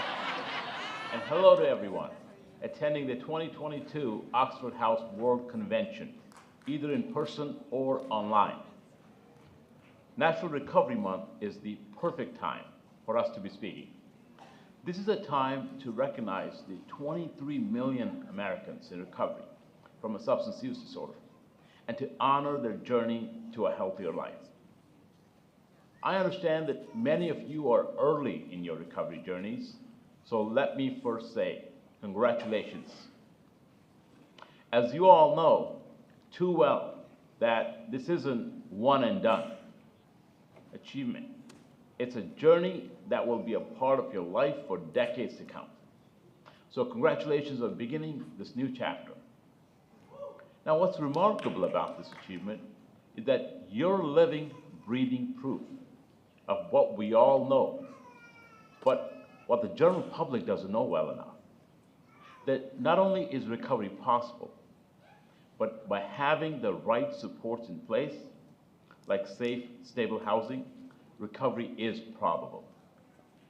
And that's something that Paul Malloy knew better than anyone. You know, I was really saddened to hear of Paul's passing this summer because he was such a true champion of recovery. And his work establishing Oxford House reflects his dedication to making sure people with addiction can find pathways to recovery in safe and supportive environments. You know, Paul always spoke up for what he believed in, like the true advocate he was. Now, my ONDCP colleagues and I are forever grateful that Paul shared his personal story and developed such an important recovery tool for our nation. During times like these, we can reflect on how far the recovery community has come, and thanks in no small part to Paul. And right now, we need to support recovery in America more than ever. Because nationally, we've lost more than 108,000 lives in just 12 months. Just 12 months. That's an American life being lost every 5 minutes around the clock. Right now, we are in the most dynamic drug supply environment in our nation's history. We're seeing increased overdoses from synthetic opioids like fentanyl, but also meth and cocaine. With the rising use of synthetic substances, I believe a Pandora's box has been opened. These substances really ultimately infiltrate our most vulnerable communities. And this has been unraveling the very social fabric of our nation and destroying American lives and livelihoods. So we're living in historic times. And President Biden and this administration are taking historic actions to meet this moment. The president made addressing addiction a key part of his unity agenda for the nation. And you know, the mandate from President Biden is clear. Let's reduce the number of drug overdose deaths. Let's put quality public health services within reach for people with substance use disorder and addiction. And let's stop the drug trafficking organizations that seek profits by harming Americans. And that's why his inaugural national drug control strategy is designed first to save lives and to make sure that people have the services and support that they need. The president's strategy looks at two main drivers of this epidemic: untreated addiction and the drug trafficking profits that fuel it. The strategy prioritizes 4 near-term actions that we must take to meet people where they are and reduce overdoses right this moment. Now, first, the most important action we can take to save lives right now is to have naloxone, the opioid overdose reversal medication, often also known as Narcan, in the hands of everyone who needs it, without fear or judgment. Especially today, when 3 out of 4 overdose deaths involve opioids. Now, harm reduction interventions like naloxone enable us to work with people who use drugs to be able to build trust and engagement and keep them alive. Now, as a physician, former local health officer in West Virginia, state health commissioner, I've seen harm reduction save lives, and it has bipartisan political support. So we're going to expand access to naloxone, which is also a cost-effective tool that has the most potential to save lives today. Now, second, the president's strategy lays out actions to tackle a long-standing issue: the fact that fewer than 1 out of 10 people who need treatment can access it. Everyone who wants treatment should be able to get it, and that's our goal. Now, through the president's strategy, we're going to double the treatment admissions for people most at risk of overdose deaths. And we're going to ensure universal access to medications for opioid use disorder by 2025, because this evidence-based care is the most effective tool we have. The bottom line is this, folks. If it's easier to get illicit drugs in America than it is to get treatment, this crisis will never end. Now, third, the strategy is focused on disrupting transnational criminal organizations and their illicit financial networks and supply chains, targeting where it hurts them the most, their wallets. We're going to continue to work with other nations to make it more costly for drug trafficking organizations every way possible. And fourth, our strategy ramps up our work on data and research at a time when the federal government faces large gaps in data collection and analysis related to drug policy. Let me give you an example. We know that one of the best predictors of a fatal overdose is a prior non-fatal overdose. In the state of Maine, for every single one of the drug overdoses or poisoning fatalities last year, there were 14 non-fatal overdoses that stretched the healthcare system. Now, in too many parts of the country, we don't have a consistent and a timely measure of non-fatal overdoses. That really limits our ability to identifying the emerging trends and acting before it's too late. So the sooner we can get comprehensive, real-time data, the sooner we can use it to drive sound policy decisions. Now, we recognize that science should drive policy as much as possible, and that is why this is one of our top priorities. We also recognize that right now we have an opportunity to save so many lives. 43 million Americans have a substance use disorder. 43 million Americans. And the recovery community can be a key ally in engaging these Americans and in helping them find a way and follow a pathway to recovery. Now, as the first physician to lead this office, I know how important it is for people in recovery to have a roof over their head, steady income from a job that you're proud of, childcare, and the opportunity to succeed. And that's exactly why President Biden's inaugural national drug control strategy puts such a strong focus on supporting recovery. Now, under President Biden, our nation is working to expand the peer recovery support services workforce and the organizations that support them. We're working to break the stigma of addiction so people in recovery have the opportunities that they need to thrive. We know that having more recovery-ready schools, more recovery-ready workplaces and communities will help us build a stronger, more resilient, recovery-ready nation. And you know what? When people thrive in recovery, it allows us to broaden the national conversation on addiction, from a focus on treatment to the importance of addressing social determinants of health, like food security, employment, access to care and education, and so much more. So I want to thank each of you for helping us make that happen. The President has also called on us to eliminate barriers to employment, barriers to education, barriers to safe and supportive housing for people in recovery. And you know, on this point, I want to say that it is up to each one of us to help others find pathways to recovery that work for them.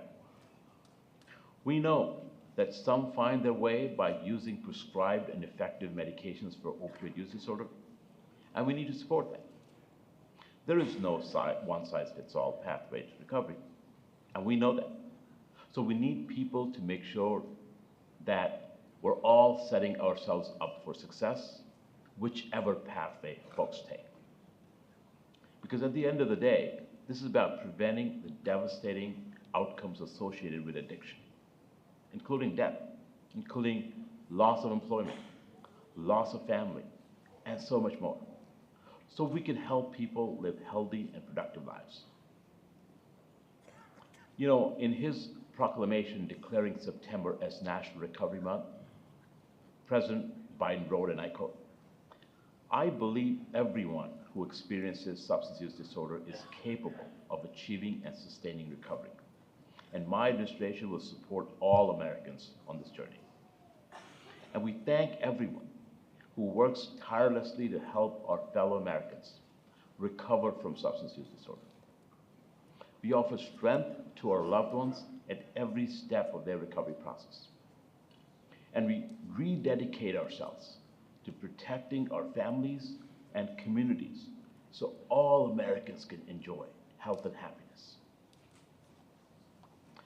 You know, the President is calling on all of us to build a nation where no one is left behind. And you better believe that includes people in recovery. So thank you. Thank you, and thank you for everything you do to support people in recovery across America, whether it's in your own Oxford house or beyond. I want you to know that the President of the United States is in your corner. I'm in your corner. Everyone here at the Office of National Drug Control Policy is in your corner. And so are the American people. So congratulations again on your recovery. I'm proud to stand with you to show that recovery is possible, and I wish you the best in your recovery journey. Thank you.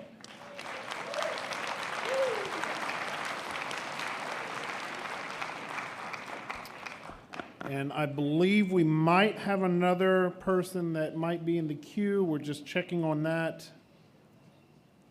And if not, we will go into our, is that a yes?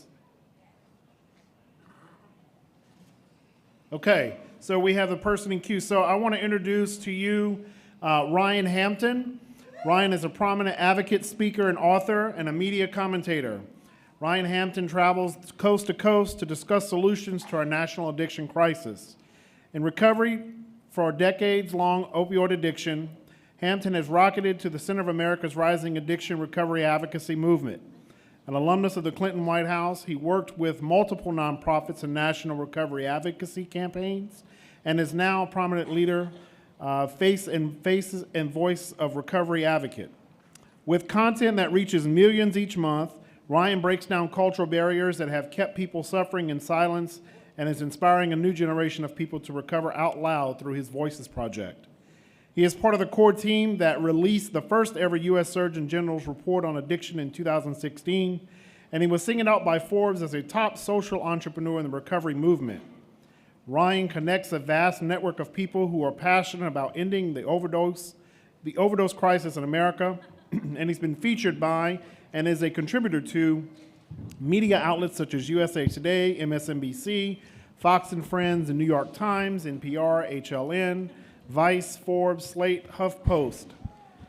Ryan has received praises from Democrats and Republicans alike, and addressing addiction as a trans-political issue, crossing the political spectrum to build an inclusive coalition forced on solutions.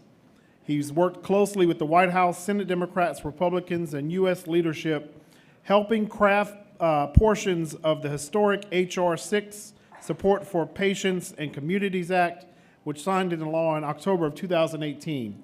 So with that, I give you Ryan Hampton.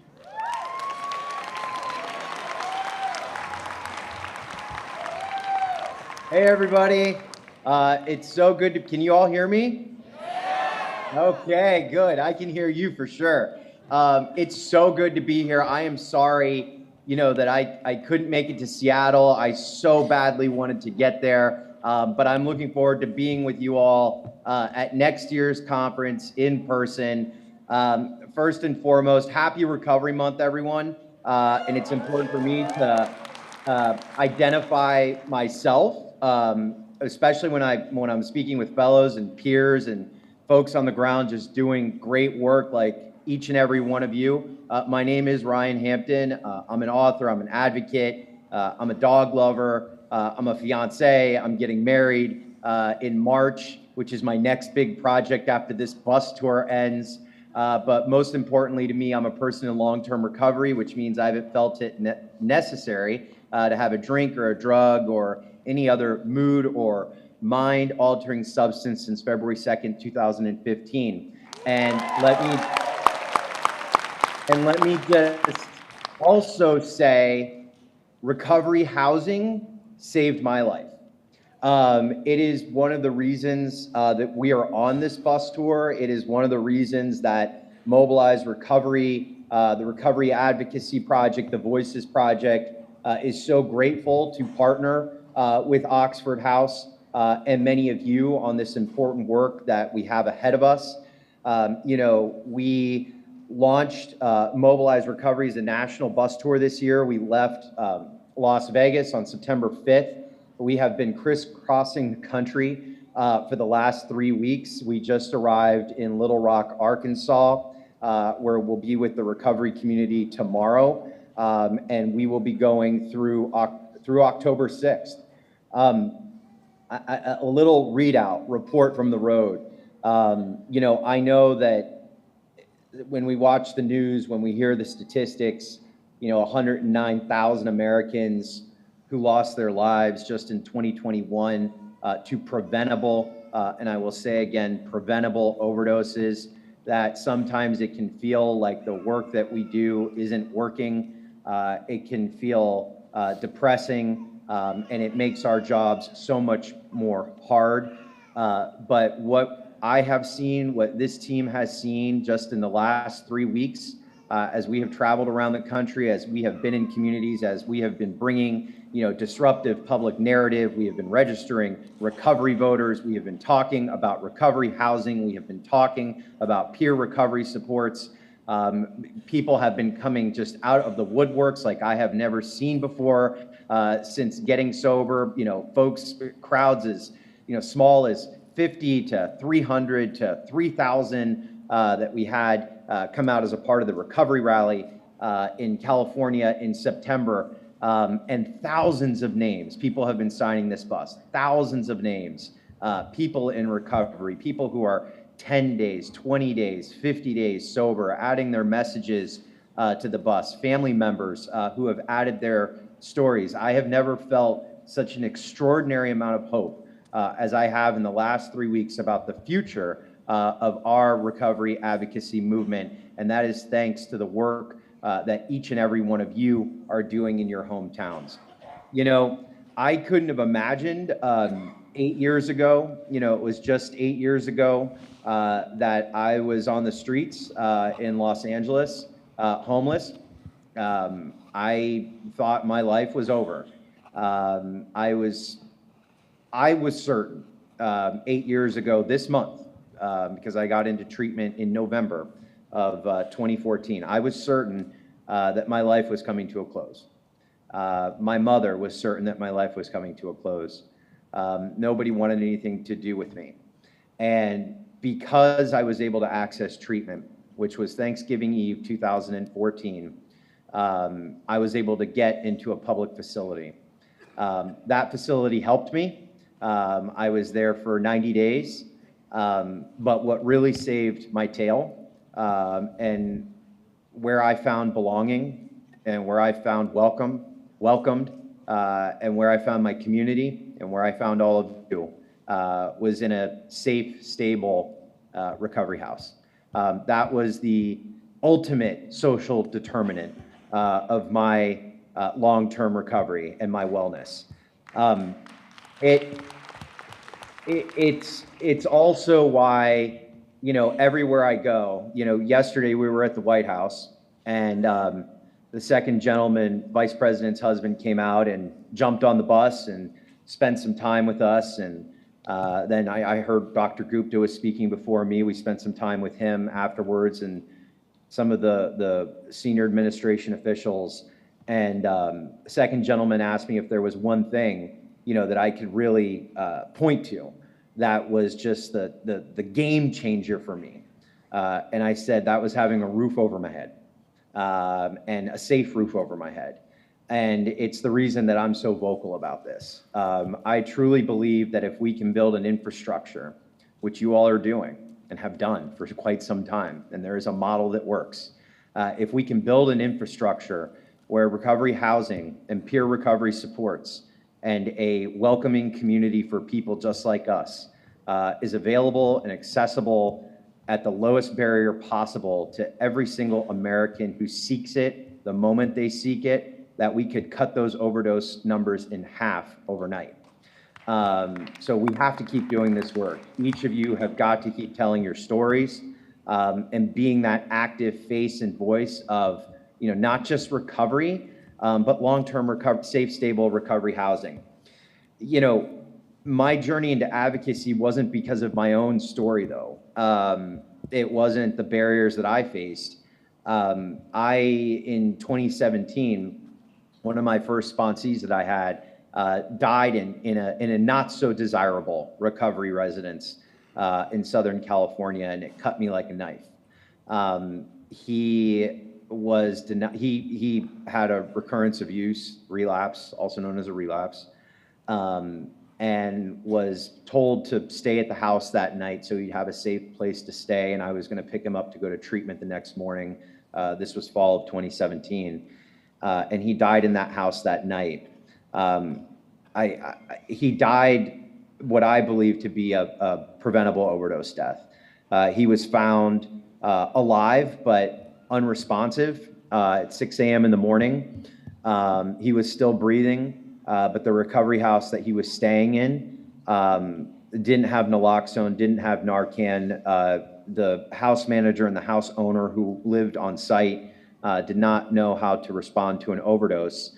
And by the time the EMTs had shown up after they called 911, my friend Tyler had lost his life. And it was one of the most helpless feelings I had ever had in my life.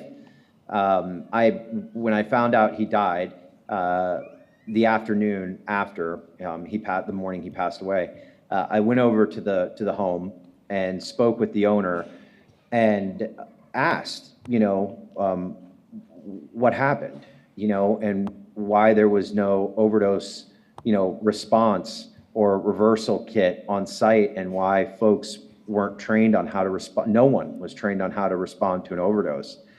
And the woman who owned the house at the time, she put her hand on my shoulder and she said, you know, that I really shouldn't be upset because Narcan and naloxone wasn't on site.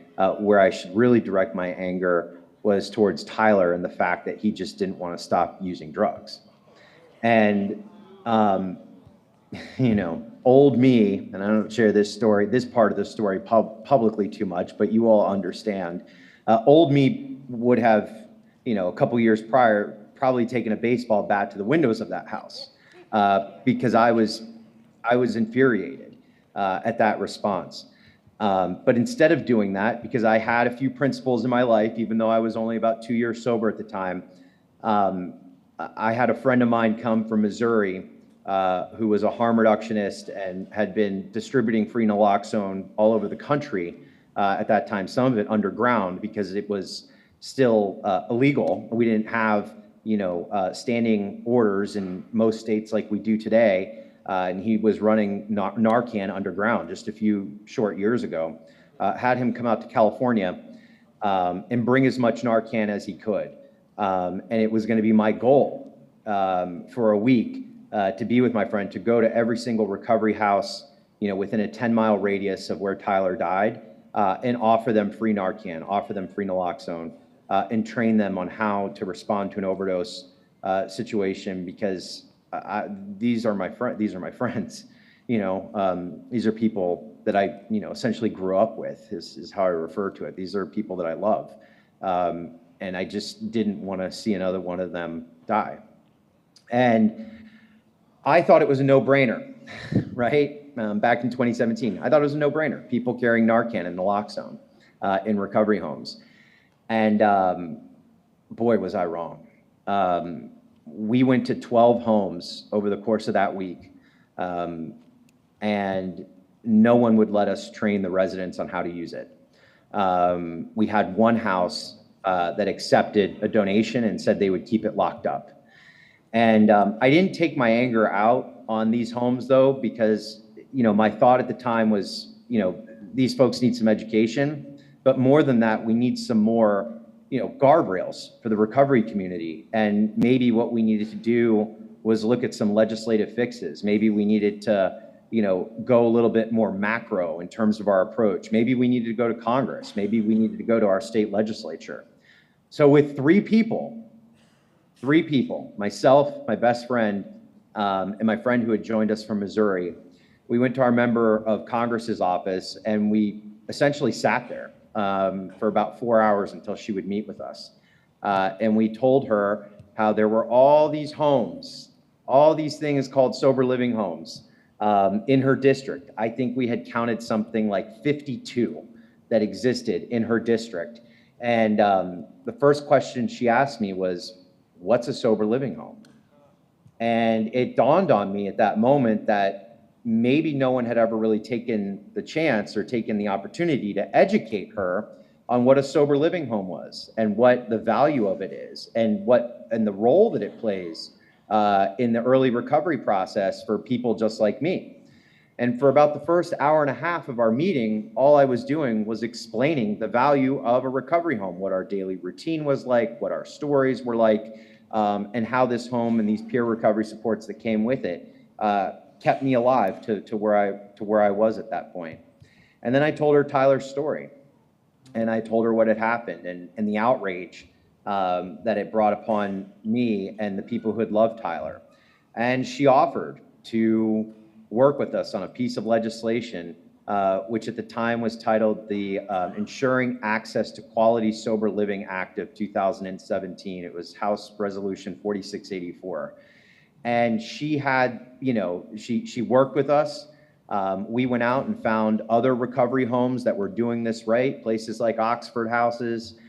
We were talking to, the National Alliance of Recovery Residents and said, because there are standards out there that work. If we could just duplicate them and maybe have one federal standard that people and states could look to ensure that stories like Tyler's aren't the norm, right? That we can start preventing those deaths and those circumstances. And she thought that it was, kind of a pie in the sky idea. Maybe we could write this little piece of legislation, maybe we could make some noise, but no expectation that, and she essentially told us, that it's very hard to get things passed through Congress, that we could make some noise, maybe get some media around it, but don't walk into this with the expectation that the President of the United States is going to sign this into law, and then we're going to get some funding behind it to really start to change the game here. But what happened was something that in a million years I could have never imagined. We wrote that legislation. friends of ours that were in recovery housing that had never, some of them had been justice involved. Some of them were homeless just like me. Many of them were within the first year of their recovery. We helped this member of Congress. We went to Washington. We met with the committee members at the House Energy and Commerce Committee. We testified in front of Congress. We organized with other recovery folks that we met in other states to talk to their members of Congress. And to make a long story very short, that piece of legislation passed unanimously in the United States House and almost unanimously in the United States Senate with one vote against it.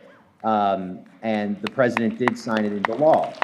And HR 4684, which we affectionately coined as Tyler's Law, was packaged as a part of the Support for Patients and Communities Act, and it opened up millions of dollars in funding to states for technical assistance to implement best practices for recovery housing.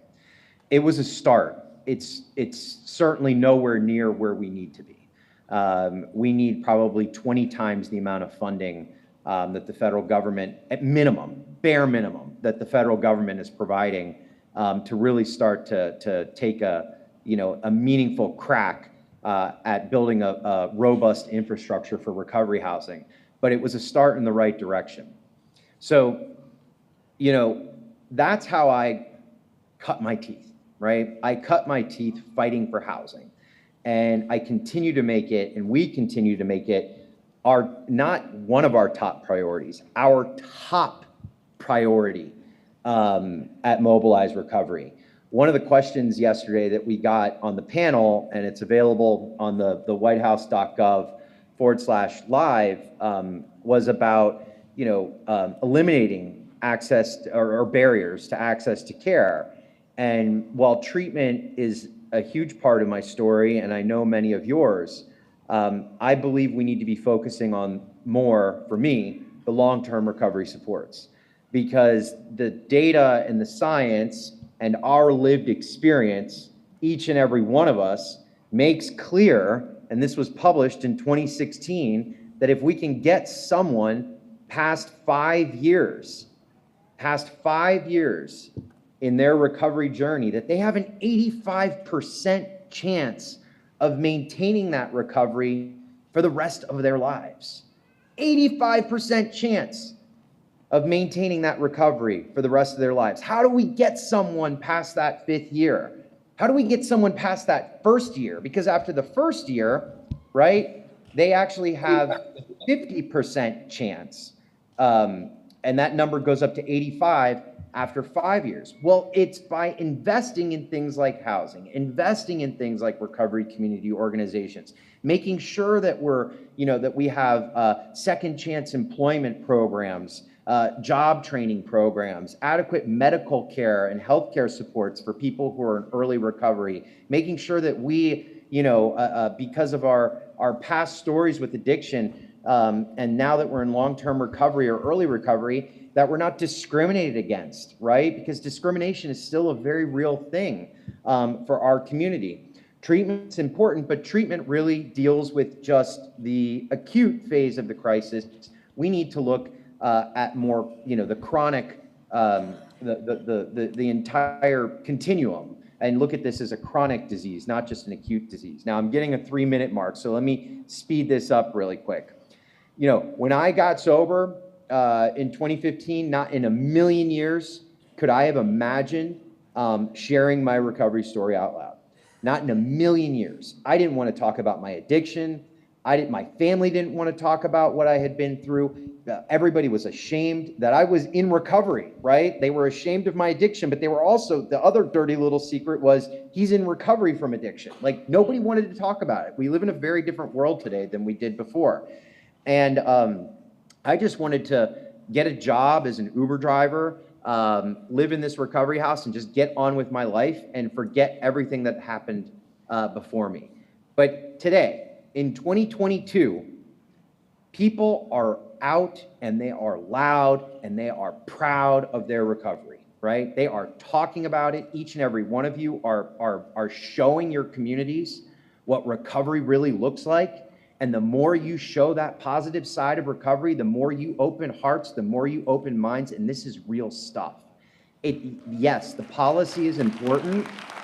The policy is very important, but the only way we get to the policy change, the only way that we get to non-discriminatory practices against our community is by each and every one of you showing your community, showing your state, showing your federal government how it's done, right?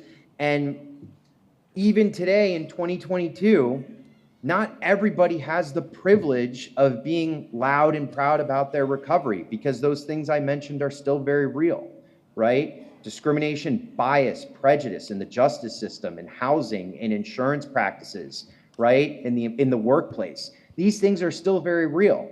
So it makes it that much more important for those of us who can be out, for those of us who can be active with our recovery proudly and just, wear it on our sleeves and as a badge of honor, to do it for those who still can't. Because we are doing it because one day, hopefully, that 23 million number of people in recovery grows to 50 million, grows to 60 million people, right?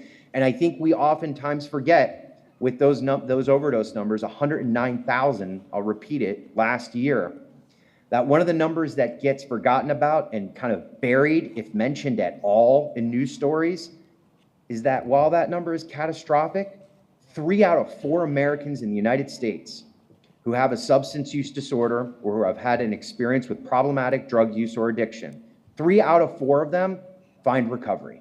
3 out of 4 of them find recovery. We need to get it so it is 4 out of 4, right? So I just want you, as in closing, to just imagine a world, and I think we are on the cusp. I think we are almost there. I see it. I am seeing it on this bus tour right now. Imagine a world if more of us were able and willing to be more open about our status as people in recovery. Imagine what that would look like. You are doing that work. And I'll just close it by saying, my journey started in recovery housing, so it is fitting that we are ending this bus tour in Albuquerque and in Spokane. The last visit, the final visit, is going to be at an Oxford house. And I'm looking forward to telling the story of Oxford very loudly and proudly through our partners at iHeart and through Mobilize Recovery. Thank you all. I hope to see you all at the tail end of the tour. Thank you very much, Ryan. We appreciate you taking the time to join us and certainly wish you well on the rest of the tour. Now I'm going to hand it back over to Jackson, and we are going to do the World Convention campaigns. All right, we got a very little time. Like I said, we got to be out of here at 4:30.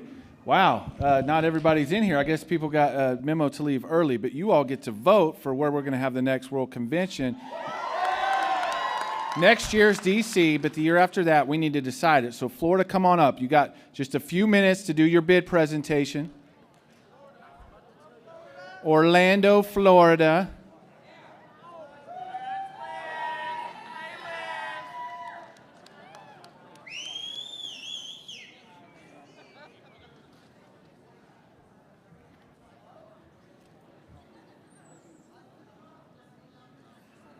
In the meantime, we need a couple of staff to check in with Jason. We're going to count by sections.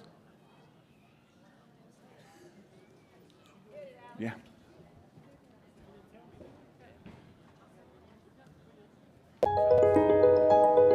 Everyone believes in the magic that is Orlando, the destination of dreams, worldwide home of unforgettable moments. But the truth is, the reality is even more amazing.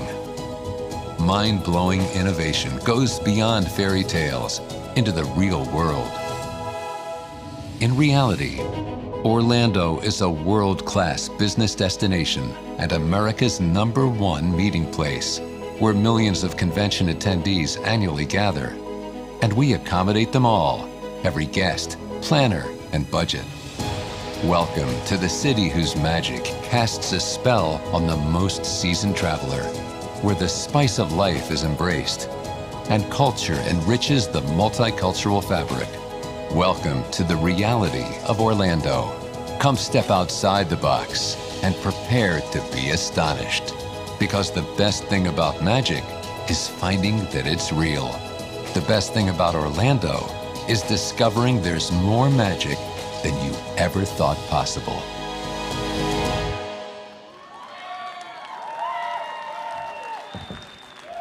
Life is great. Life is great. Life is great. Come on, everybody. Life is great. Hit it, Alex. Where you at?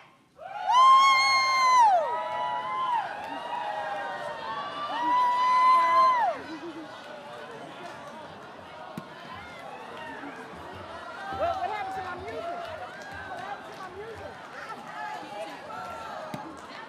Hey, guys.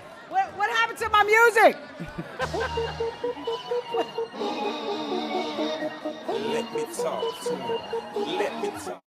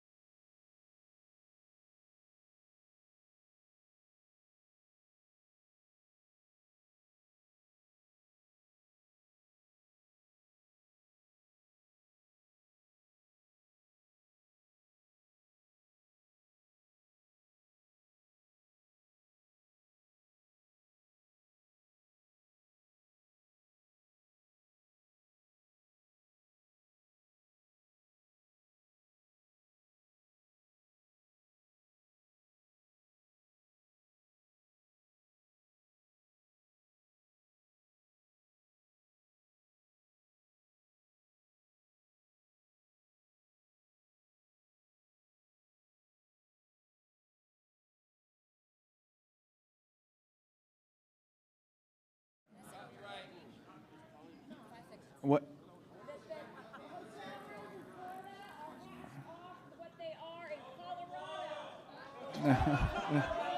Wait. Okay, hold on. We got to be. Hold on. Okay, I need everybody to have a seat because we got to do this right. If you are in favor for 2024 in Orlando, hold your hand up so we can count it. Hold your hand up so we can count it. Keep your hand up. Keep your hand up so we can get a count.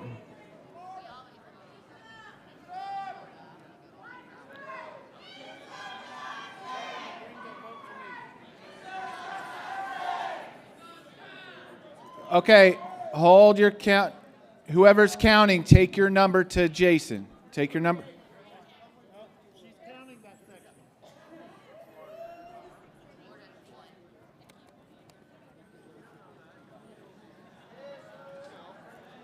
Take it to Jason. Take your numbers to Jason. Take your numbers to Jason. We got Lori coming with numbers. Okay, has everybody got their numbers in for their section? Okay, now everybody put your hands down. Everybody's hands down. Now, if you would like to have a World Convention in Denver, raise your hand. We're going to count it. We're going to count it. This is going to be close. This is going to be close.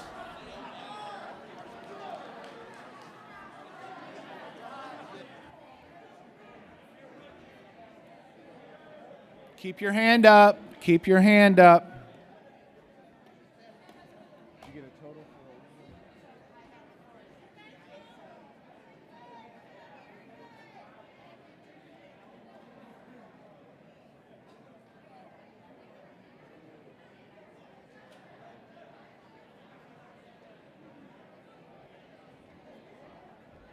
Keep your hands up. Keep your hands up. These are all volunteers to go clean up the smoking area. Okay?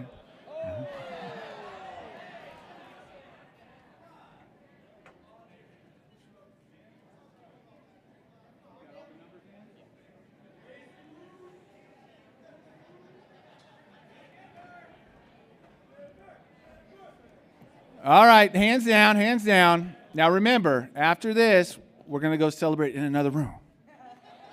In another room. Everybody's going to go get dressed. Okay, it's going to take 6 minutes for us to get out of the room. With a vote of 237 to 197, the 2024 Oxford House World Convention will be held in the city of Orlando, Florida.